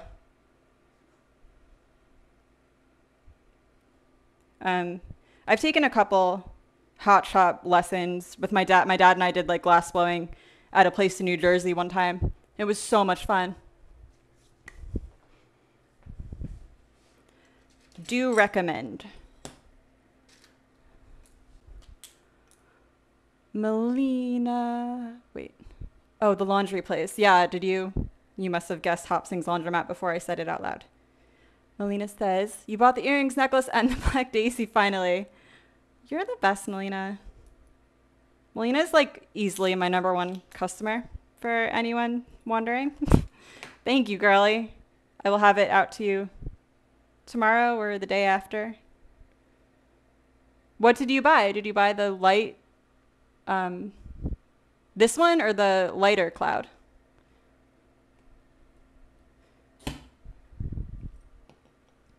Milkfat says, I never went there, but I remember you couldn't use your phone to take pics. Yeah, they were like super strict and weird. I think Peanut Butter and I did go back eventually when he was better dressed and we got in. And I remember they like, did they take our phones? I don't think they took them, but they like had a very serious talk with us before we went in that was like, you cannot take any pictures. If you do, we will physically remove you.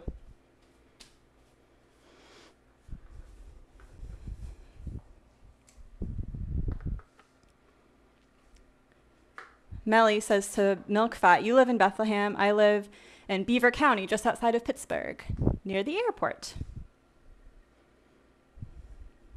Bunch of yinzes over there. I stuck with the dark blue because I think I would feel sad that I didn't have it. I might have to buy the light blue later on. Well, I'm glad you like the dark blue and are giving it some love because nobody else gives the dark blue love except for me. Thanks again, Melina.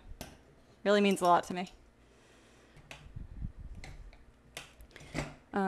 Okay, so I have all my pieces cut out now, and for those who just joined, you probably missed the beginning of the stream when I was making this board, but I made myself a little board out of styrofoam to work off of.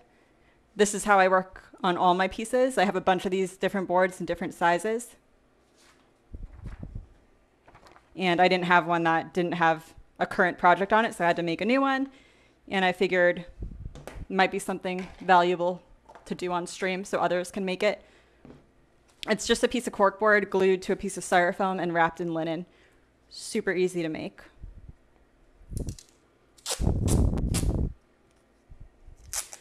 And right now I'm taping down my pattern. I keep all my patterns in these little like clear binder dividers. I label them all. I have them all organized. And I'm trying to transfer all my patterns over into Adobe Illustrator. Like you can see this one. So that way it's super easy for me to just print it out when I need it. This Homer one, you can see it's not digitized. I hand draw all my patterns and then I put them in Illustrator. And I just kind of figured out how to use Illustrator like last year. So like this design that I made, I don't know when I made it, but before I found Illustrator, I would just put that carbon graphite paper over it and copy, like trace it that way and make a bunch of copies for myself by hand. So little time consuming. Eventually I figured out, oh, I should just draw the one and then buy a printer and use my printer to make copies. So that's how I did this one. And sometimes I have designs that are too big and they don't fit in my little printer. Like the Surfer Girl panel behind me. So her, like I have to hand draw every time I want to remake her. Which has been never. But if I did, I would have to do that until I get her in Illustrator. I really should put Homer in Illustrator. Maybe I'll do that over the weekend or something.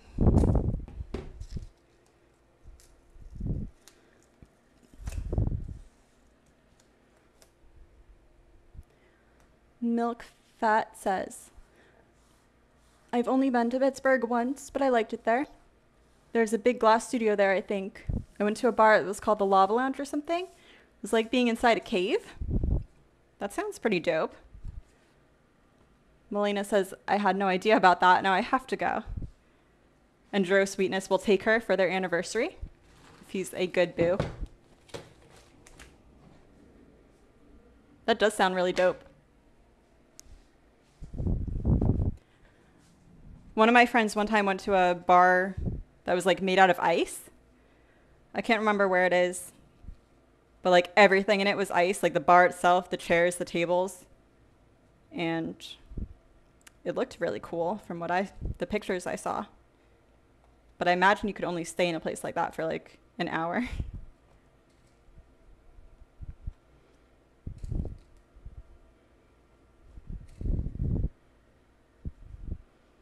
Black Rainstorm, thank you for the follow, my friend. Welcome to the Glass Fam. And now I can probably bring you guys down so you can see a little better.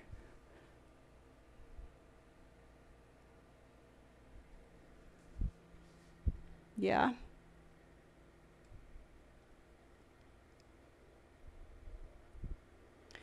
Some of Justin Timberlake's songs just go on for like 10 minutes, and it's like, it's enough. We get it.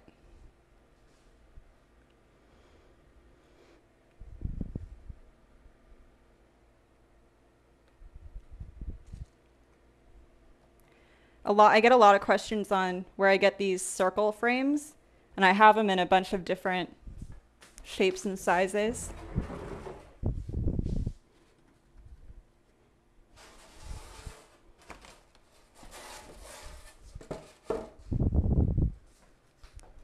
Now you can see like I have some bigger circles. I got some big ovals, some small ovals. I got a whole bunch. And you can find these online. I think Delphi sells some, but they're so expensive. They're like between $25 and $35, I think, which is like insane because it's just a piece of wood. So what I did a while back was I just Googled like wood shoppers in my area. I just like called a bunch of them and was like, hey, can you just make me a circle, like a ring of wood? And eventually one guy was like, yeah, no problem, stop by.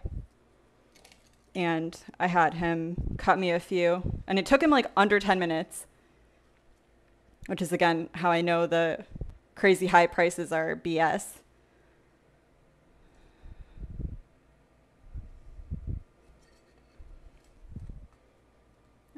And he didn't even want to charge me for it either. I made him take like 20. But it's just a little tip. If you have a woodworking shop in your area and you want one of those rings, you'll probably be able to get them to do it for you for a lot cheaper than buying it off of a glass website. I'm just making sure these green pieces cover all of the bush area. And they're pretty close, but they look pretty good. Sweet honey. Samby says, what is your circular jig thing made of? That's what I just explained, right? This wood ring. This one is like MDF, I think. I think this is one of the ones that I bought from DelphiGlass.com. But my other ones are just whatever scrap wood that guy had in his workshop. Where did I keep losing my markers. Okay. That's what you're asking, right, Sandy?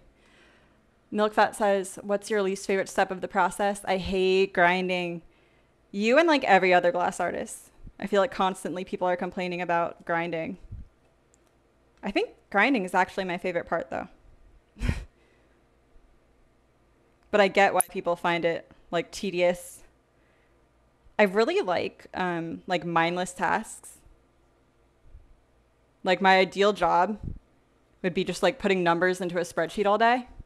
I would love that. If that was a high paying career, I definitely would have been doing that back when I was in the corporate world. Don't know why. Maybe I'm a boring person.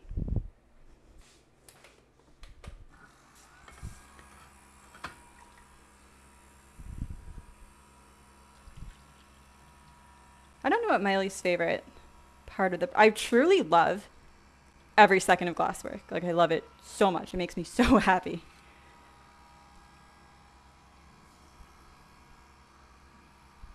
I don't like cutting on stream because I'm nervous and I feel like I'm gonna mess it up. So maybe cutting.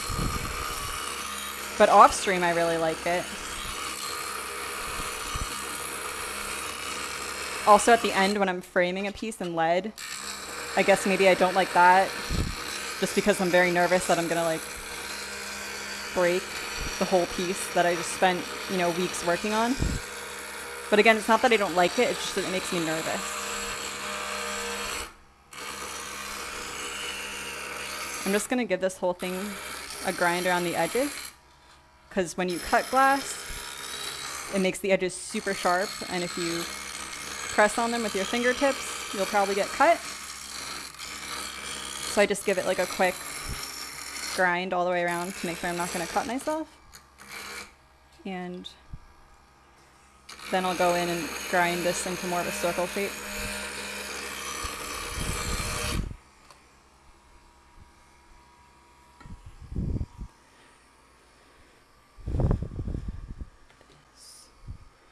Should I speak of this?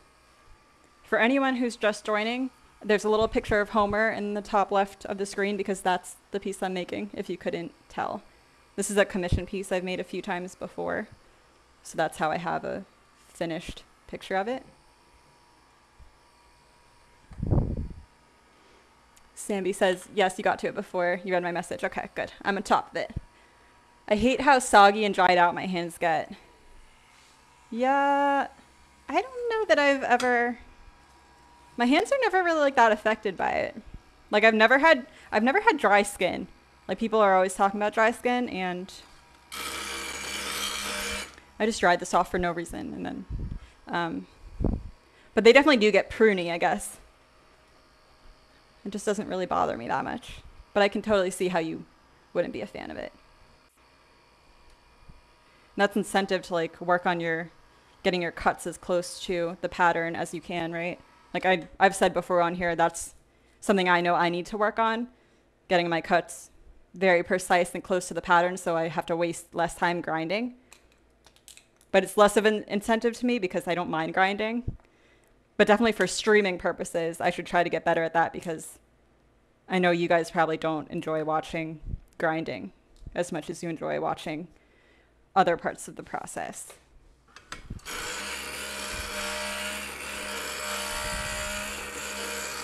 I mean, as a business owner, I should just be trying to make my pieces in the quickest amount of time possible because that would equate to cheaper prices, so that's also an incentive. Samby says, I did a few hours of grinding and my fingers are torn up. Anyone else feel my pain or know of a good method to protect your hands? That happens to me with little pieces a lot.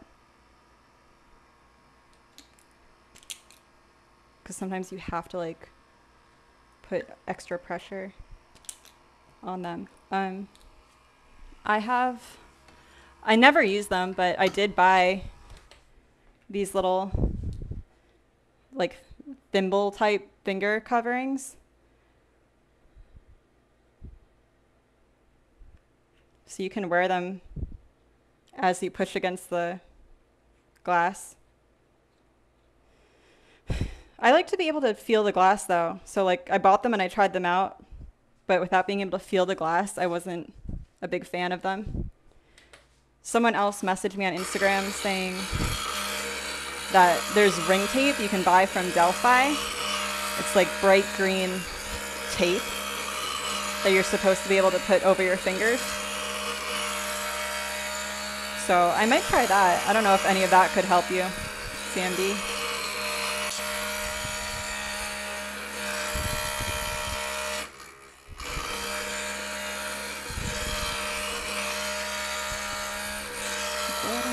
Take me home.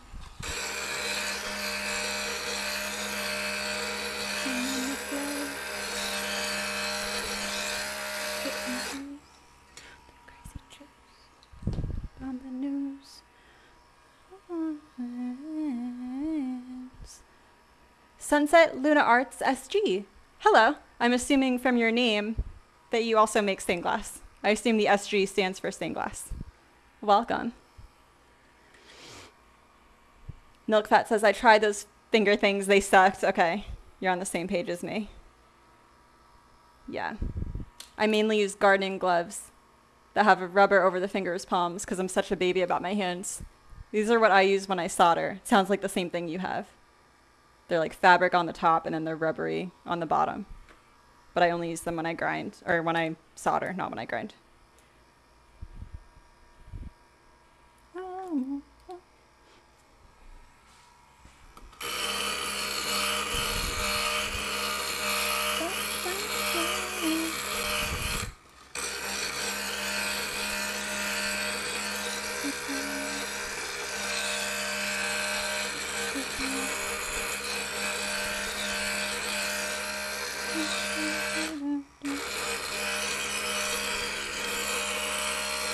Who's that chick? Who's that chick? Little Sausage Toes, hi! Welcome. There are some gloves on Amazon people seem to love. Look for Nitrile work gloves FN 330. I haven't bought them. I bought them, but haven't tried them yet. I'm going to Google that. Nitrile work gloves FN 330.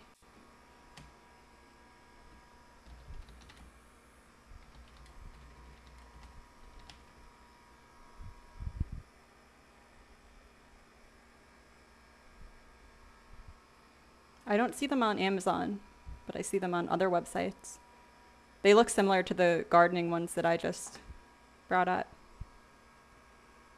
Oh, Milk Fat has those exact gloves? Oh, or you have the exact ones I have. Sunset Luna says, I do indeed. I'm just stopping by for a bit before I stream myself. I haven't had a chance to watch you stream yet. Oh, if you stream, I will make a note to follow you. I am totally new to streaming, and I don't know if I can follow people here, so I just make notes to myself, but we were just mentioning earlier that there don't seem to be a ton of stained glass streamers out there. So whenever I find a new person that streams it, I try to stop by their channel. So thank you for stopping by mine.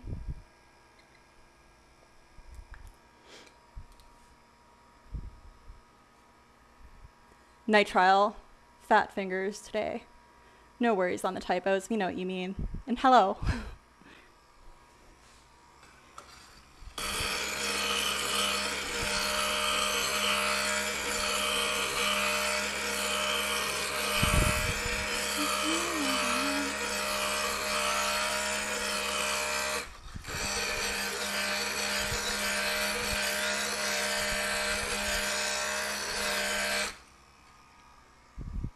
I feel like I like love to have other glass artists in here, obviously, but it also makes me a little nervous because I feel like you guys are probably like judging the way I do things, which is only natural. Judge away. But I know that I think I work a lot slower than other artists. I definitely work slower on stream because I'm nervous and thinking about talking to you guys in addition to doing what I do. But I feel like just my natural process is slower than others. And right now, what I'm doing, hopefully you're close enough. It's kind of hard for you to see, but every time I bring this piece back over to my pattern, I'm marking where it's hitting this wooden ring. So that way I go and I grind down those parts. Like right here, you can see there's a gap between the wood and the glass. So like if you can imagine pushing the glass that way, if I can remove these parts where it's hitting the wood, then that gap will be closed, if that makes sense. So those are why I'm marking the areas I am and why I'm grinding the areas I am.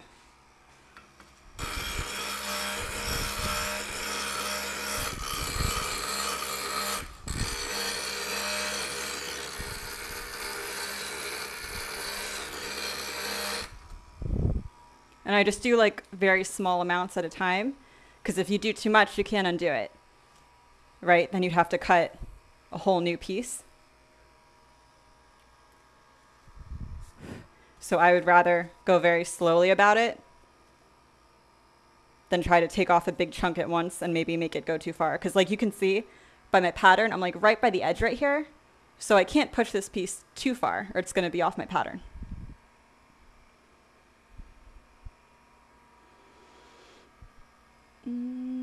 I let chat go too far.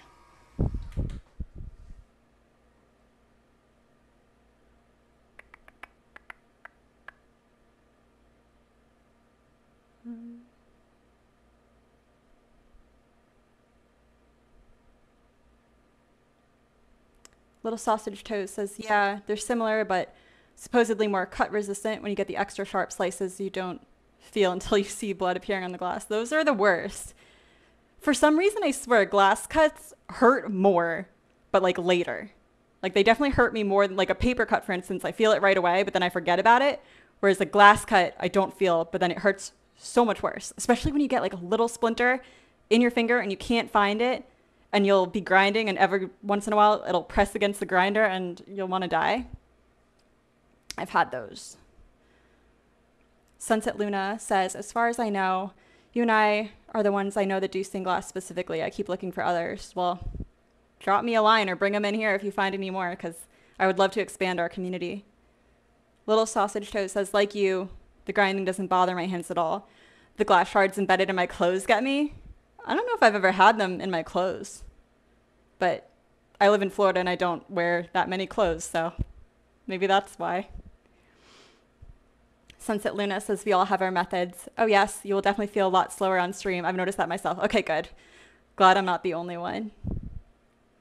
Melly says, I enjoy watching you grind. So satisfying. See, again, Melina, just, we like the same things. Okay, at least I will know that I'm entertaining Melina every time I'm at the grinder for an extended amount of time.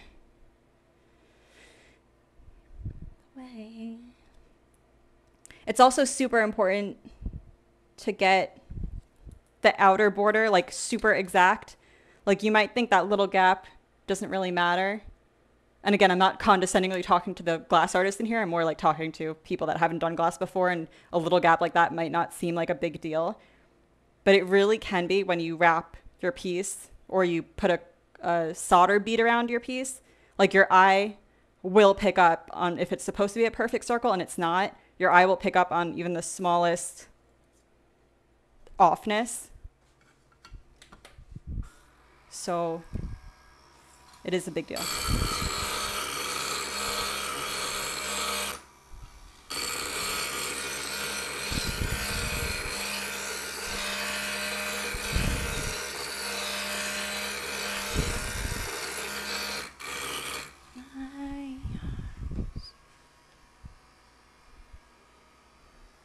Milk Fat says, no judgment. I'm a fan. Thank you, friend. I appreciate that.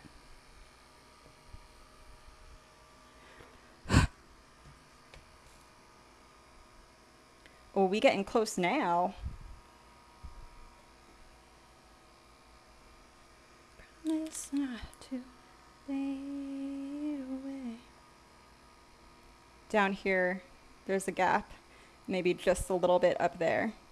So I'm just going to do that whole section.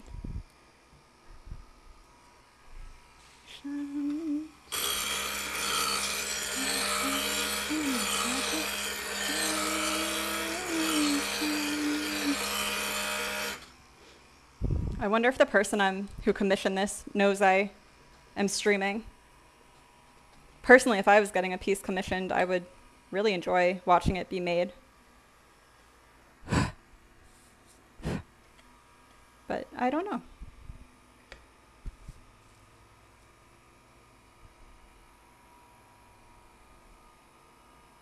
It's definitely a lot closer, but you can see there's still like a little bit of wiggle, which means there's still gaps on the ends.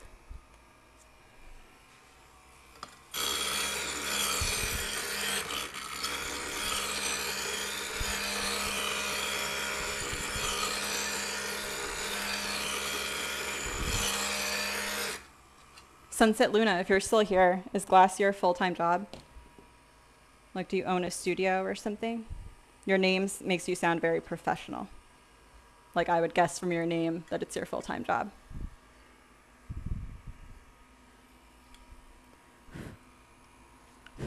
All comes crashing.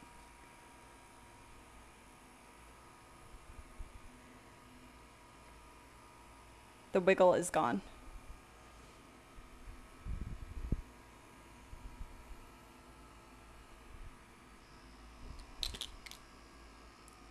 But I still see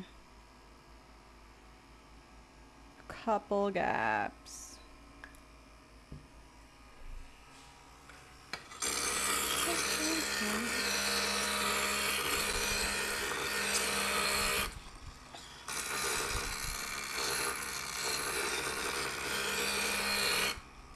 All comes crashing.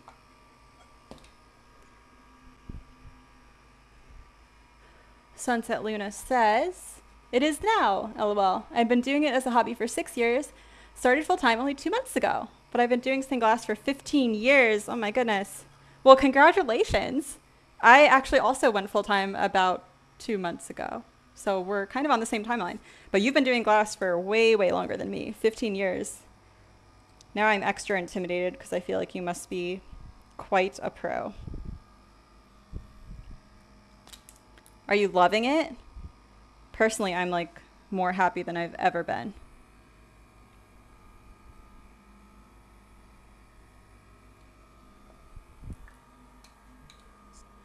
Melina asks, does the marker wash away? Yeah, that's why I have the oil-based Sharpie, because a normal Sharpie will definitely wash away during this grinding process. The oil-based one comes off a little bit, depending on how much time I have it over there on the grinder. But I'm wiping it away. You can't really see. I'm wiping it off because when I bring it back to my pattern, I need to remark where I need to grind, so I need it to wash away. But yeah, it's oil-based, so it's not supposed to come off with water, but it does. Big, big mess on our hands. Okay. We're really, really close. I think just maybe one more trip to the grinder and I will be satisfied.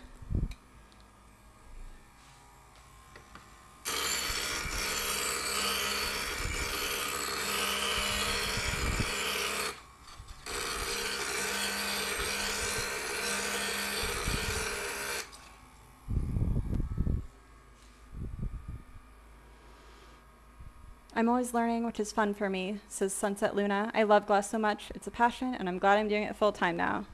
Agree with you, girl or guy. I need to go set up for stream. I'll see you around. Thank you for stopping by, and I will definitely check out your stream when I get a chance. Melly says, wow, this is so meticulous. Never realized how on point you have to be with measurements and sizing. Yeah, I mean, I'm definitely, I think, more of like a perfectionist and more anal retentive, probably than I have to be, and probably more than a lot of other artists. But I don't know, I feel like I can, I do think I'm good at what I do. I do take a lot of pride in my work, and I feel like I can see this extra effort I put in when I compare my work to other people's. And not that there aren't, you know, people that are way better than me out there, but I just feel like a lot of people don't take the extra time to make sure things are like exactly perfect. And if they're not perfect, they won't like redo it, like, whereas I will. And I mean, every customer probably can't like see that, so maybe it doesn't matter. to everyone that buys art, but it matters to me.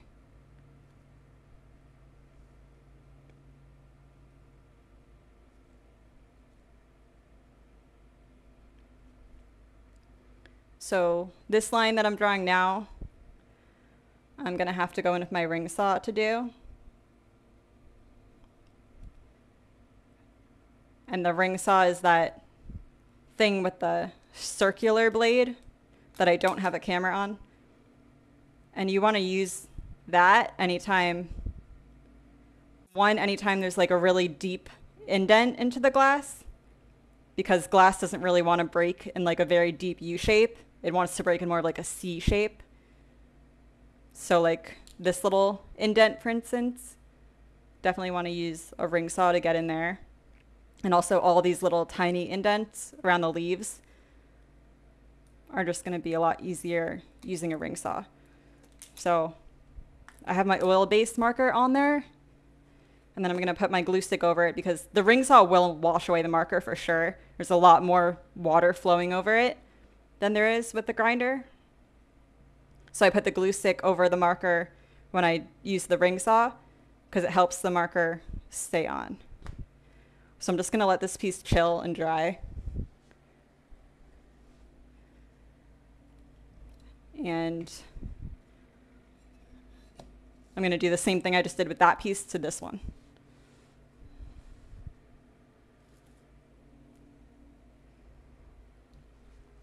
There in your eyes, under the cold street lights.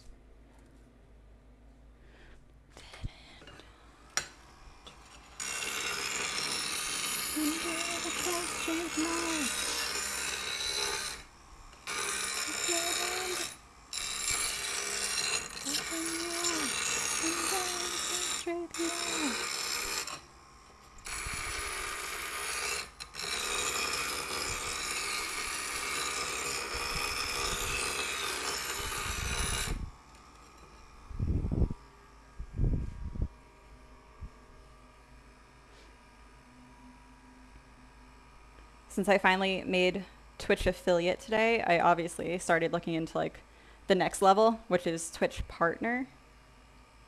And I have my sights set on that now, but it's going to be a lot harder. Like to be an affiliate, I think the requirements where I had to do like 8 hours of streaming in 1 week, have 50 followers, and have an average of 3 viewers. And for a partner, they don't list out specific requirements, but I looked up a stat and it was like there are like millions of streamers on Twitch, maybe like 3 million or something, and there's only 20,000 partners. So that should tell you it's a pretty exclusive club to get into. And apparently Twitch will just email you when you've like met their requirements, and they'll like invite you to do it. So I'm assuming you need like thousands of followers. You definitely need to be streaming for at least 8 hours every week. Probably need a certain amount of subscribers. And I think you just have to be generally like an entertaining person.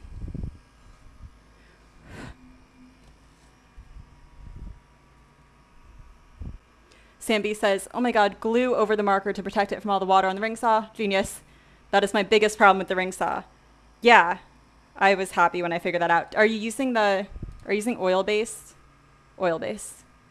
It doesn't have to be a Sharpie, but any oil-based marker works a lot better than a water-based. And the glue on top of it is a game changer.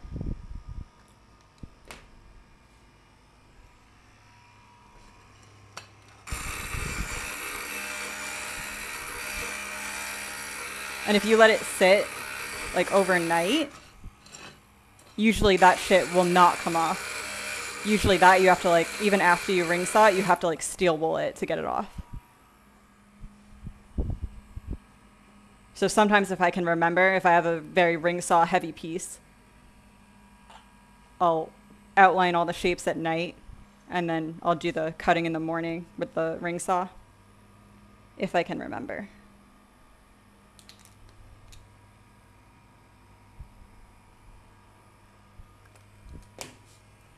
Music and you.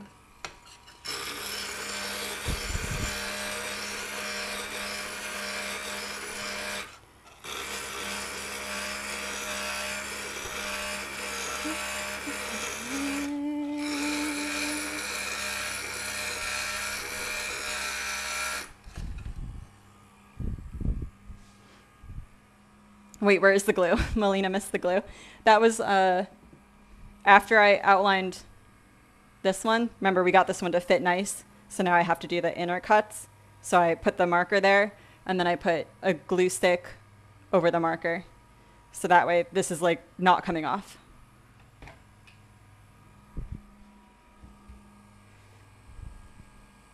Music and you. Music and you. Gonna pull through.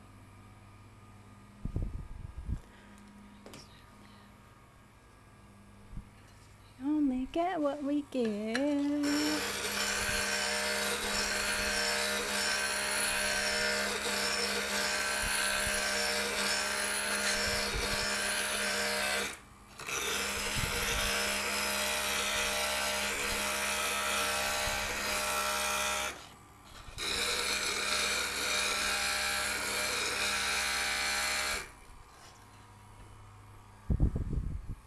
This glass is a really pretty bright green, and I feel like it's not coming across at all on camera. Like, it looks so much brighter in my hands than it does. I wonder if that's my computer or just the camera. Like, if you see Homer in the corner, like how bright that is, like that's what it looks like, especially when I hold it up to the light. Oop. And Marilyn Manson. I'll kick your asses. Sam B says I haven't used an oil-based Sharpie before, but I'm definitely going to now. Yeah, they were a big game changer for me. Definitely.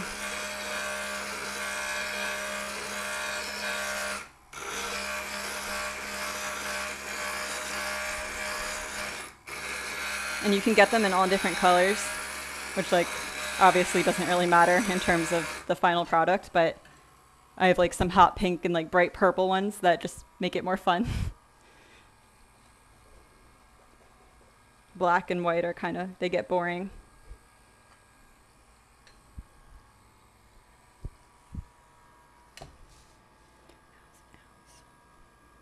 Hennessy. And I'm off that Hennessy.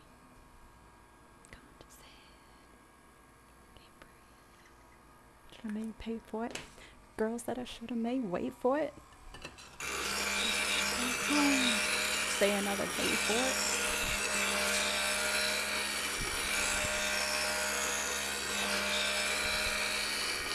The ass on. What's that?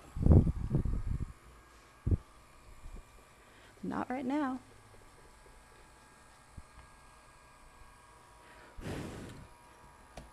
Ask yourself. That looks good. Not quite perfect.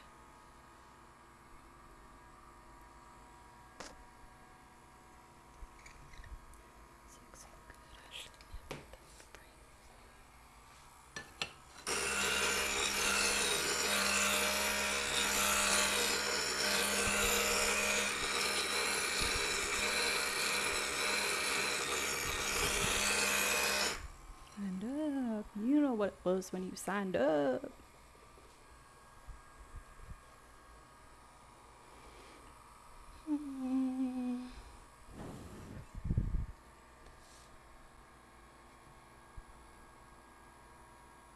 Have you guys ever seen the show Girls? I watched it for the second time over the past like month, and I just finished it yesterday. I know I'm sad because it's such a good show. I really don't like Lena Dunham, the creator of it, but I love that show so much. It's like a work of art.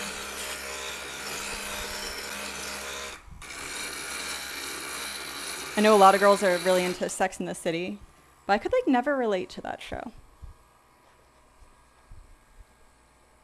I never, people are always like, oh, are you like a Carrie or Samantha?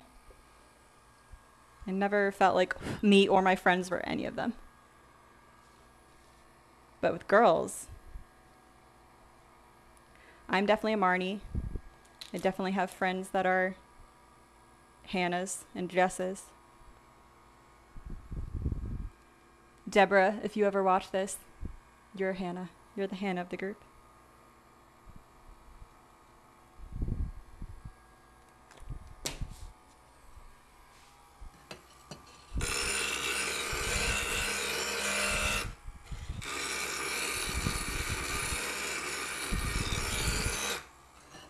Melina, what's a good show I can watch now that I don't have girls? I feel like since we have similar tastes in everything else in our lives, I'd probably like the same TV shows you do. That looks pretty good. And it's not wiggling when I try to rock it side to side, which means we have a good fit. Yeah, I like it like that. Like it, yeah, I like it, yeah, like it like that. I just want to make sure that these two met up at the top. And they do. And you. So same thing with this one. I'm gonna outline it in my oil-based marker. And then glue it, and then set it aside for the ring saw.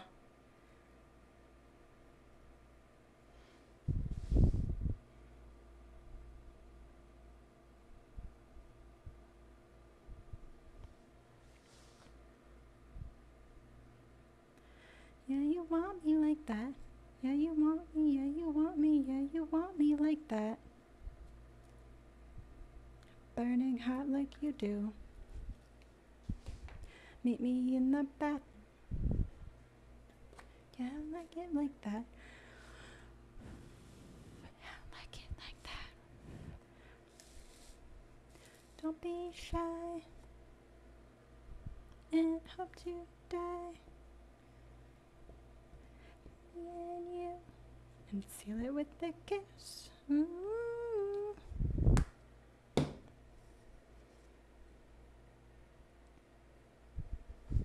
Looks good, looks good. Probably do the same thing with these two top pieces now. I'm doing the outer edges first because I feel like that's always the most, like I was saying before, it's more important to get a perfect circle around the outside than getting the pattern to match up perfectly on the inside. Because this is like a crazy wavy line that I made up myself, and your eye is not going to be able to tell if it's off a little bit, but your eye will be able to tell if I'm off on the perfect circle. So if I get everything into a perfect circle around the outside, then I can like tweak the inners as needed. Hopefully that makes sense.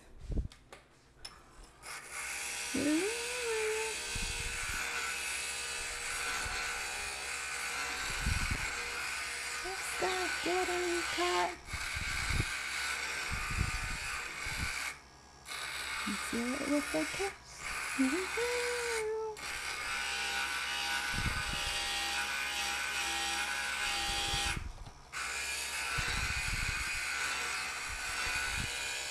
And I know I've only been doing lead work in my stream so far, but we're gonna have to copper foil this one because we're not gonna be able to get to bend a piece of lead around curves that small. So we have to use copper foil, which if you've been in my other streams, you know that's not my preferred method because I think it takes more time, it's not as strong, and it doesn't look as nice. But sometimes you gotta do what you gotta do.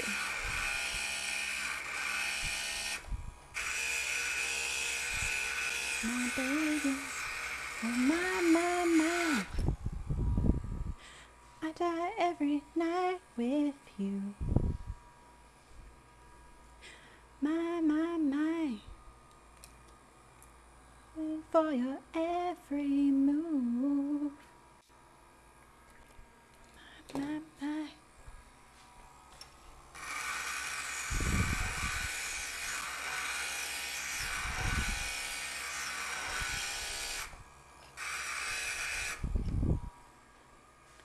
See, when no one's talking, I might be here alone. I don't know.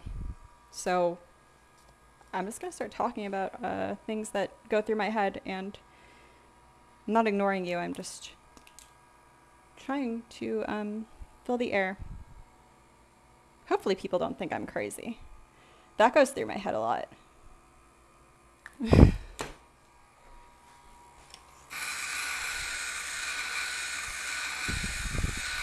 How do you guys feel about ASMR? ASMR. I like only follow Glass channels on Twitch, except for this one ASMR account. I'm gonna say ASMR. I don't know how you're supposed to say it, but I'm like big into ASMR, and I feel like it gets a bad rep because some people get like weirdly sexual with it. I don't think that's how it's supposed to be.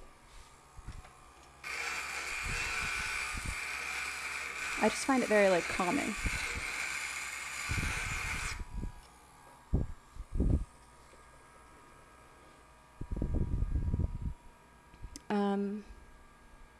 Little sausage toes. Still here, doing work and watching. Okay. I can be alone, but I like to know you guys are here. Melly says that pink thing by the grinder is sponge or stone. It's a sponge. Sometimes I use it, like every grinder has like, it'll either have a sponge back here or a little brush, like this one has a little brush. But sometimes I feel like it doesn't get enough moisture onto the wheel, which is why I dip this sponge in water and I put it back here, because you never want to dry grind glass, because if you dry grind, the little glass particles will go up into the air, and if you inhale them, you can develop some terrible lung disease that I think kills you. So just as an extra precaution, I like to have that sponge back there sometimes.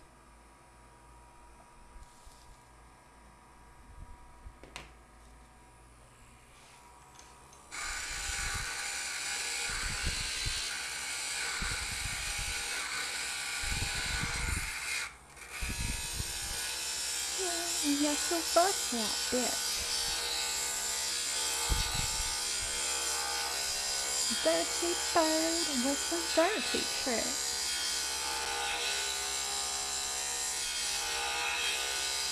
I find out she's talking shit. Oh shoot.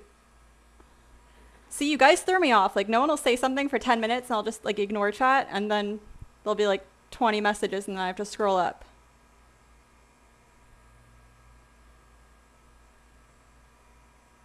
Sam B said, do you like to read? Yes, I love to read.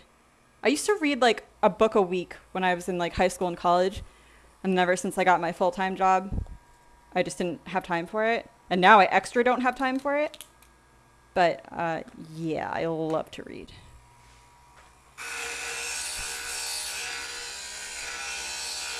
I always think like when I'm old and maybe I have severe arthritis in my hands, or I'm in a wheelchair or something and I can't do anything fun, like play tennis, Melly, I'll be totally fine, because as long as I have enough books, I'll be totally fine. I don't need anything else. But then I start thinking about that Twilight episode, Twilight Zone, where that guy had like the same feeling, like all he wanted was to read every book in the world, and he just wanted to like be alone and have the time to do that. And then he eventually did get the time, because everyone else in the world died or something, and he was left alone with like all the books. But he had glasses, and the glasses came off and he like stepped on them or something. And so then he was alone in the world with no one else but all these books, but he couldn't read them because he didn't have his glasses. And that's, you know, that's a nightmare. That's a bad day. Not me. And I just started ignoring chat again. Sit on me, yeah. I hate all ASMR. I physically spaz out when I hear it. Gross. That's the one area we differ, Melly. I don't mean people like chewing though. Like, I mean people, first of all, it has to be a certain type of person with a certain voice. Like, it cannot be just anyone. And they have to be doing something specific.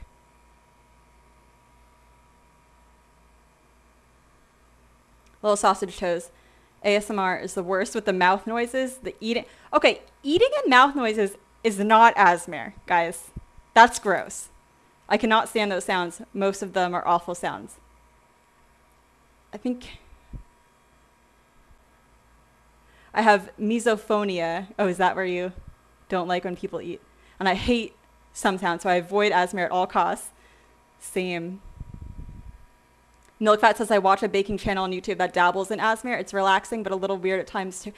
I think it's strange when like people mix in other things, like you're saying, like baking and like eating should not. No. But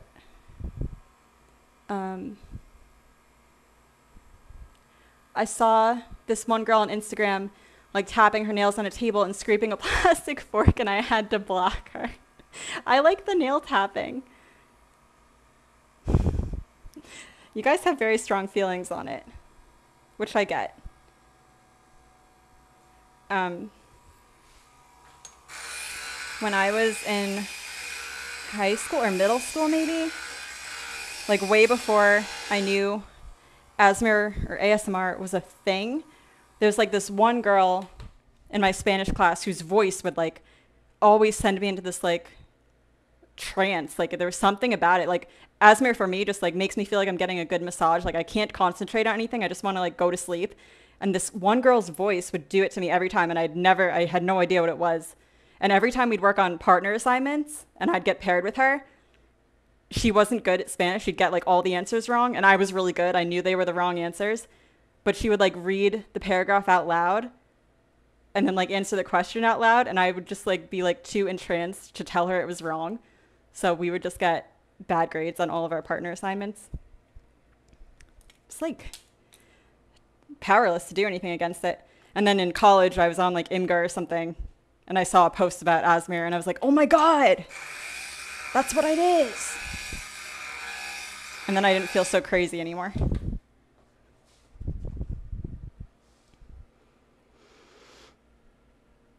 Melly says, I'm not sure exactly what misophonia is, but I get immediately angry and grossed out by it. I think that's just when you don't like chewing sounds. Misophonia. Misophone. I don't know. Samby says, I listen to audiobooks when I do stained glass. What kind of books do you read? Do you have a fave? I've never listened to an audiobook. I'm normally listening to podcasts when I do glass or my music. I think that looks pretty good, actually. Maybe a little bit there. Not that I have anything against audiobooks. I've just never listened to one. But my favorite genre is definitely like science fiction or fantasy. Like the series Aragon, if you've ever heard of that. It's probably my favorite series. My favorite book of all time is East of Eden by John Steinbeck, which is not science fiction fantasy at all. But I really like Steinbeck as a writer. And that book just like really speaks to me. What do you like? What are your genres, Samby?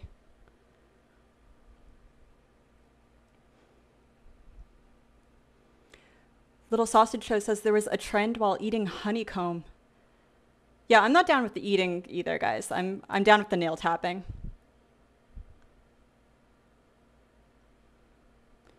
Oh,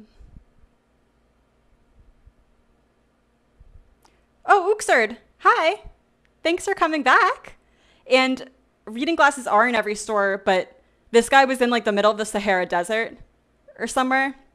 It's been like 15 years since I've seen it, so I don't know exactly where he was, but I specifically remember a lot of sand around, so I don't think he was in a place where he could access a store.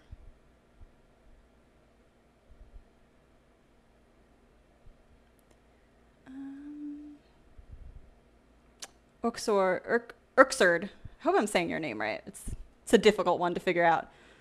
Discord. Do you post when live on Discord? No. I don't really know about Discord. Some people invited me to join their group a few years ago, and I did. But it was like a lot, and I was overwhelmed and intimidated by it, so I kind of stopped going in there. But if that's a thing I should be doing, I will look into doing it. Is Discord like Twitter? Because like the way I thought it was like you had to be friends with someone in order for them to see your posts. So like, if I don't have any friends in Discord, I don't think it'd be helpful for me to just be like, I'm going live, nobody. But if it's more like Twitter and like other people can see it, then I think that makes sense.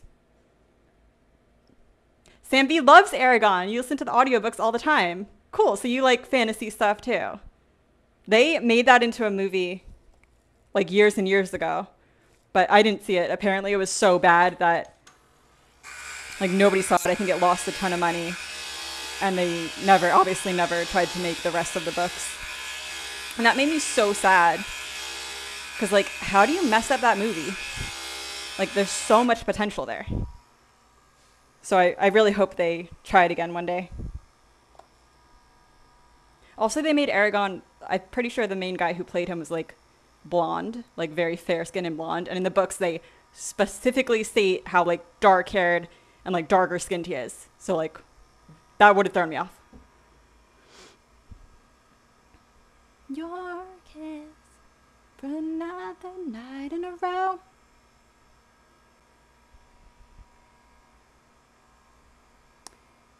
There's something up with my chat where I scroll up to read it, but every time one of you posts something, it brings it back down. So I have to like keep scrolling up. Melina says, maybe I have that. I block every page I see that does that. I also don't like watching people touch carpets with their whole hand. So if I were to bring a piece of carpet in here and start stroking it lovingly, you might unfollow me. Note to self, no carpets. Ux pronounced with an X. Uxard. Uxard.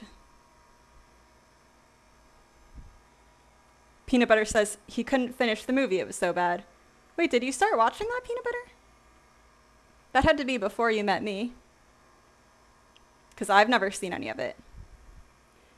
Sam B says, I like fantasy, romance, and sci-fi. I love anything Sarah J. Maas writes. I have not heard of her. I'm assuming she's fantasy or sci-fi. Lord of the Rings, Melina, yes! I love Lord of the Rings.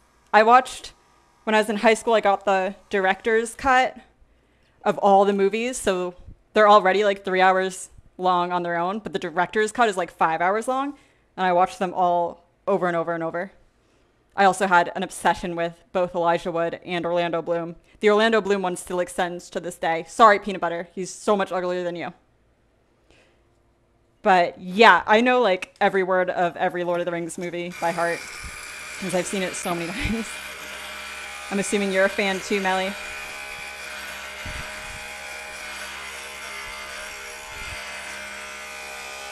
Uxard. I have to remember to say people's names correctly. Samby says the Aragon movie was so bad. Oh, you did see the whole thing? I can imagine. It was terrible. Uxard. If you create a Discord server, you can add a Discord command to Nightbot, and then your followers can join. I don't know what a Nightbot is, but I think I know what a Discord server is, and I think this is making sense. I'm going to have to Google Nightbot. But that seems like a helpful tip, so thank you. Let me note it.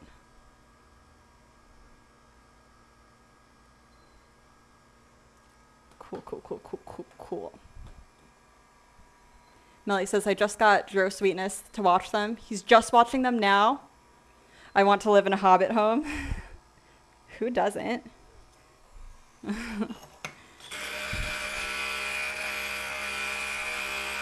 Does Drew Sweetness, is he enjoying them?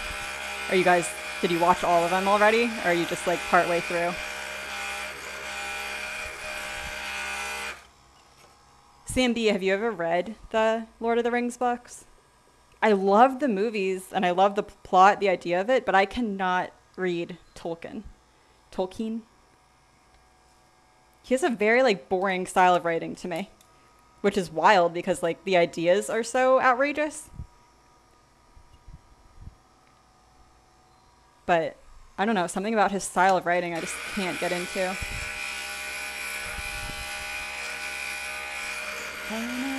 in the sea. Who sucked out the feeling? Who sucked out the feeling? Samby says, if you like fantasy, you should read some of Sarah J. Maas's books. They're all good. House of Earth and Blood is spectacular. I'll make a note. I have quite the list of notes. Sarah J. Maas. Thank you. I will look her up. Uxard says, I'll send you some whispers about Nightbot so you can check it out after stream. Thank you. I would appreciate that. Peanut Butter, are you listening? We have to understand a thing called Nightbot and how it relates to Discord. I do know another perk that some streamers offer to their subscribers is like a Discord room where I guess all the followers can go and chat together. Maybe I have to have one of those to set this up. I don't know if that's necessary, but I was kind of thinking about doing that anyway. Hi, Dr. J. Thank you for following. If you're new here, let me let you know that I'm not familiar with streaming yet. This is only my second week of doing it, so, and I just got my notifications turned on today, so I'm still very surprised when someone follows me. I'm very, very grateful and appreciative of it, but it also scares me a little bit. But thank you. Down the feeling. Who sucked out the feeling? Feeling. Feeling.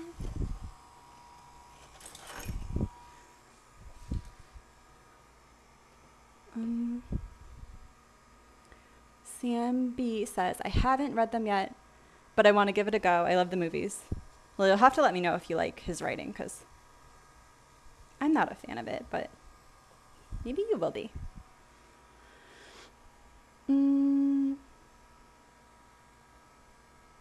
Melly says, we finished Lord of the Rings. We watched the first Hobbit. And did he like it? How could you have to leave him if he doesn't like those movies. I'm sorry. Dr. J, looks like you're doing great. Thanks for streaming. Thank you. I appreciate that. If you ever have feedback on what I could do better, do let me know. Dr. J, do you do glasswork? Or are you just a fan of glasswork? Samby says, I'm here for all of your book recommendation needs. I was a bookseller for a couple years, and I'm going to brag on myself and say I was really good at it. I wouldn't expect anything else, honestly, Samby.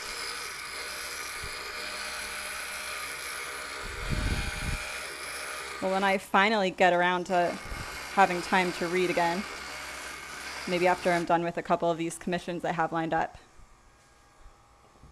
I will, well, I have to get through Sarah J. Maas's books first, I guess, and then I'll come to you for more. Melly says, ha ha ha, I think he's getting to really like it. Not a Goober fan like us. Maybe one day he will be.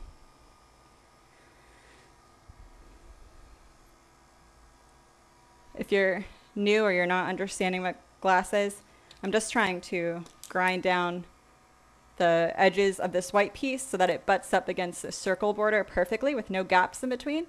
And it's a little difficult for you guys to tell, but there's a slight gap just right here. So I'm going to mark this whole area and I'm going to grind that whole area.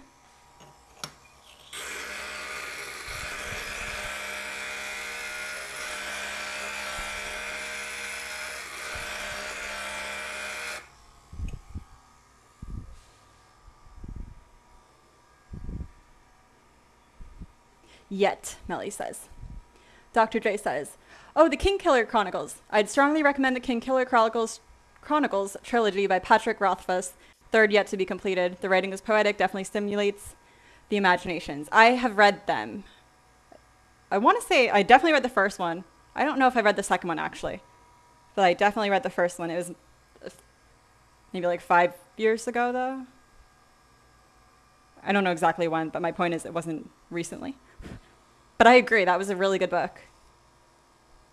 I actually didn't know that the third one hadn't been written yet, so Maybe it's good that I didn't read the second one, if I didn't. I like to read all my books in once. If there's a series, I hate waiting. I mean, who enjoys that? Dr. J says, I follow you on Instagram and was excited to see that you're also on Twitch. My partner, Boxy Mandrews, has your stream up while we're doing work at home. Oh, hi, Boxy. Thank you. That's so sweet. It makes me really happy when I know that people have like been following me for a bit. And hopefully this is just a better experience for you to get a little bit more personal with me. And if you have any questions, I can answer them directly. Thank you. That's super sweet. Was Boxy in here? Boxy Manager sounds familiar. I feel like he was in here the other day.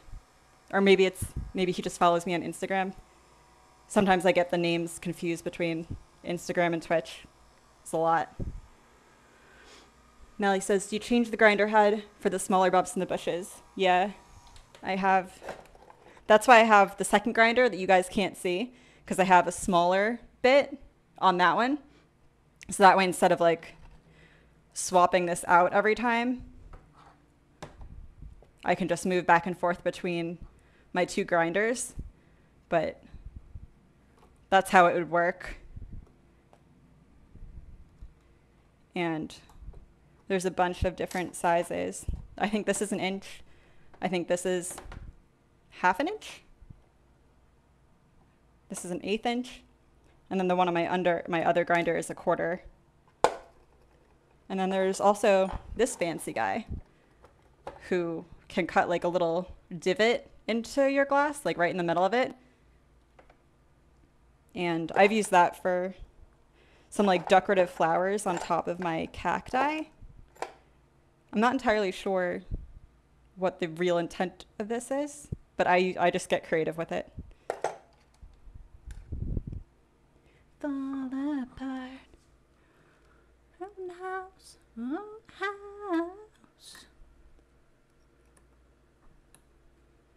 Dr. J, are you a doctor?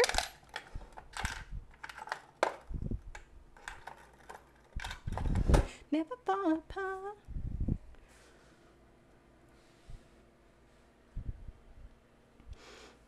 Melly says, oh, okay, I see. I keep forgetting you have the second one. I know, I need that second webcam, or fourth webcam.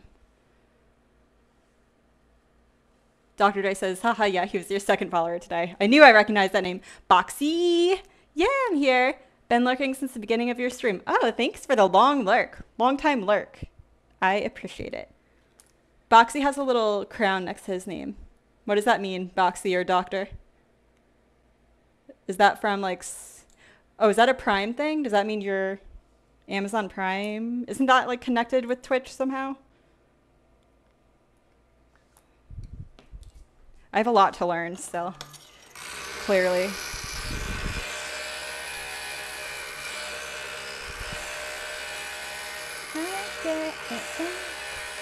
Never fall apart.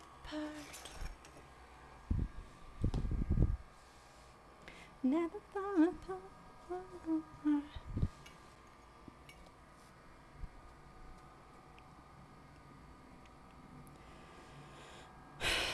All right, I think we're good. So I think we have all of our pieces circle bordered, like I was saying. And naturally, now if I was just alone, I'd probably start ring sawing the green pieces.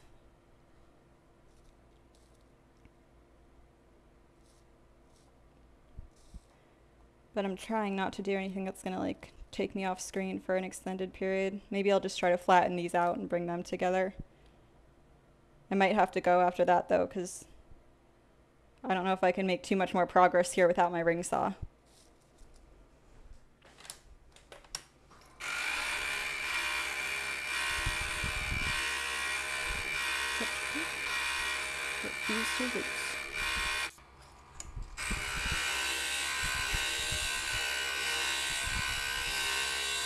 I consume.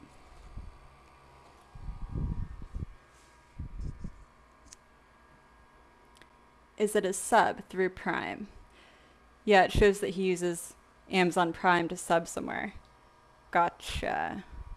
I'm assuming Like I said, I don't really know, but I'm assuming that gives you like a discount on your subs. Oh, I wonder if that's why I noticed that every time I look at someone's profile and the sub button says 20% off next to it. I thought that everyone saw that. I thought Twitch was doing like a special offer. But that might be because I have Amazon Prime. That would make sense. Come on, we can focus.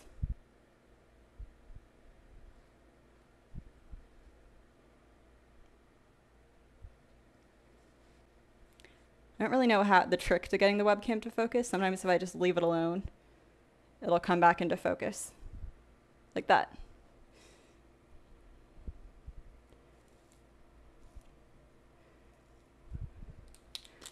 So this guy needs his bottom ground.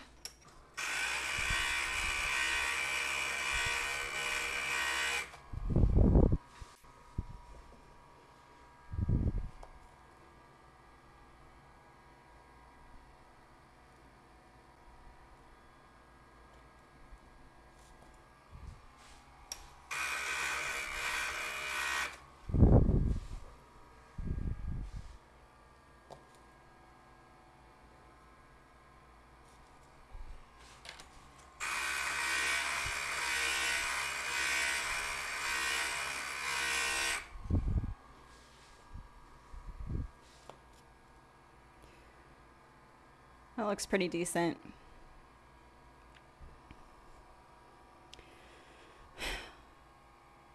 I'm trying to think. I think I have to go and use the ring saw. I don't know if I can really make any more progress. I think what I'll do is I'll ring saw out the white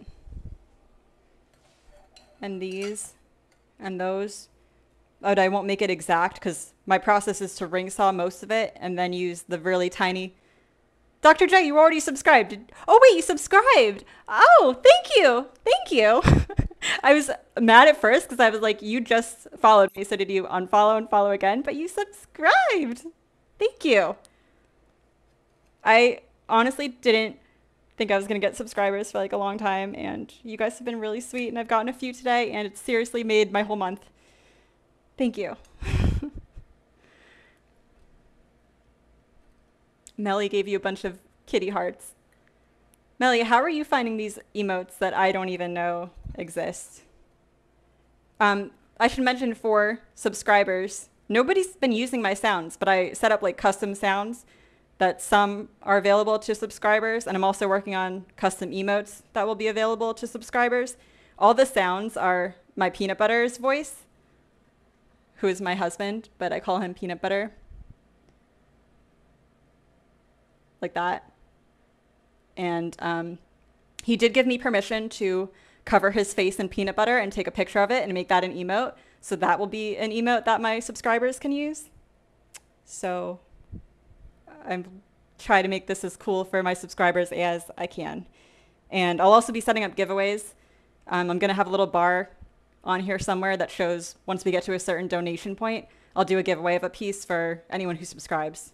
So you guys will get benefits, but thank you. Yes, Ambi, yes. But thank you for supporting me.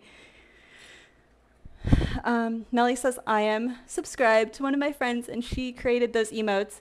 Oh, and since I am subscribed, I can use them anywhere. Yeah, that's the cool thing. So like you guys can go drop my emotes in other people's channels and other people might be like, oh, what is that? Where did that come from? I want to go follow that person. So it's like a nice way to like spread the word about our Glass fam community, which we are building and you are a part of. Okay.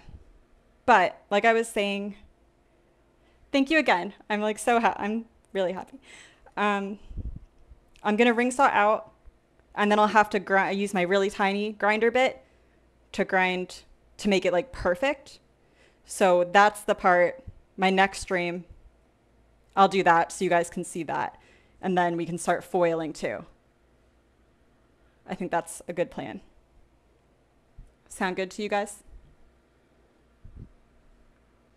It says Melina played Hey Girl, but I didn't. Oh, Hey Girl. It's just delayed, I guess.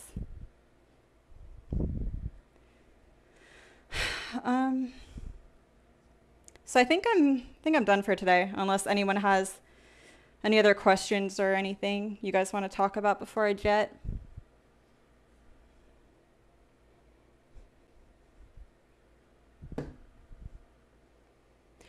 All right. I want something else to get me through this life. Looks awesome so far. Sad the stream is ending. Thank you, Melina. All right, I'm gonna try something when I end here. You can do a thing called rating. I don't know if Dr. J or Boxy Mandrews are still out there, but I was trying to raid someone. So when you end your stream, you can choose to have someone else's channel take over yours, so that way your followers are instantly like put into their chat. And that way you guys might discover someone new that you like. So Milkfat will be back. Thank you, Milkfat. I hope you do come back. I will remember you and look forward to conversing with you more. But I was trying to raid someone else's channel and I couldn't get it to work. So I don't know if Boxy Mandrews or Dr. J are out there and can maybe help me. You guys seem like you know what's going on. I'm gonna try to raid another stained glass artist right now. So if this works, I'm gonna disappear. If it doesn't work, I'm gonna be confused.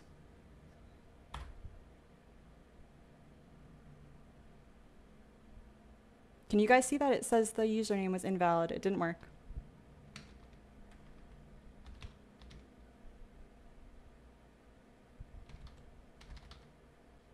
Confusion. Super.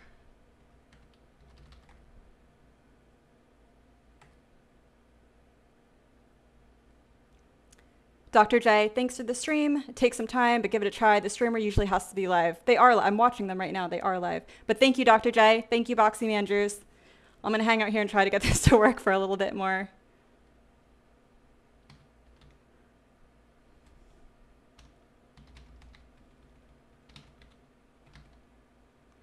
I wonder if capitalization matters. Maybe that's the ticket. Keep saying invalid username.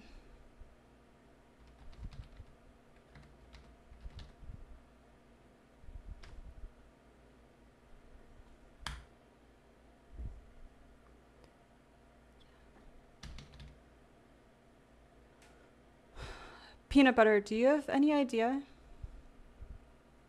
I mean, it's going to be pointless when I figure this out because everyone will have left my channel.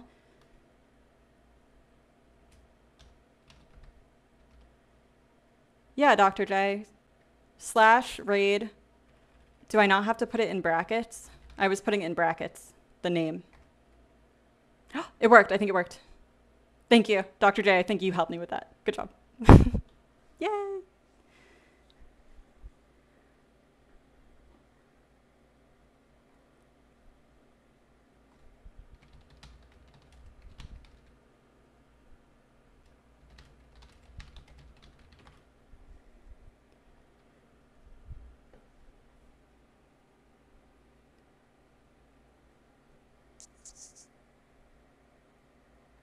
Now if I stop streaming, do I stop streaming or not?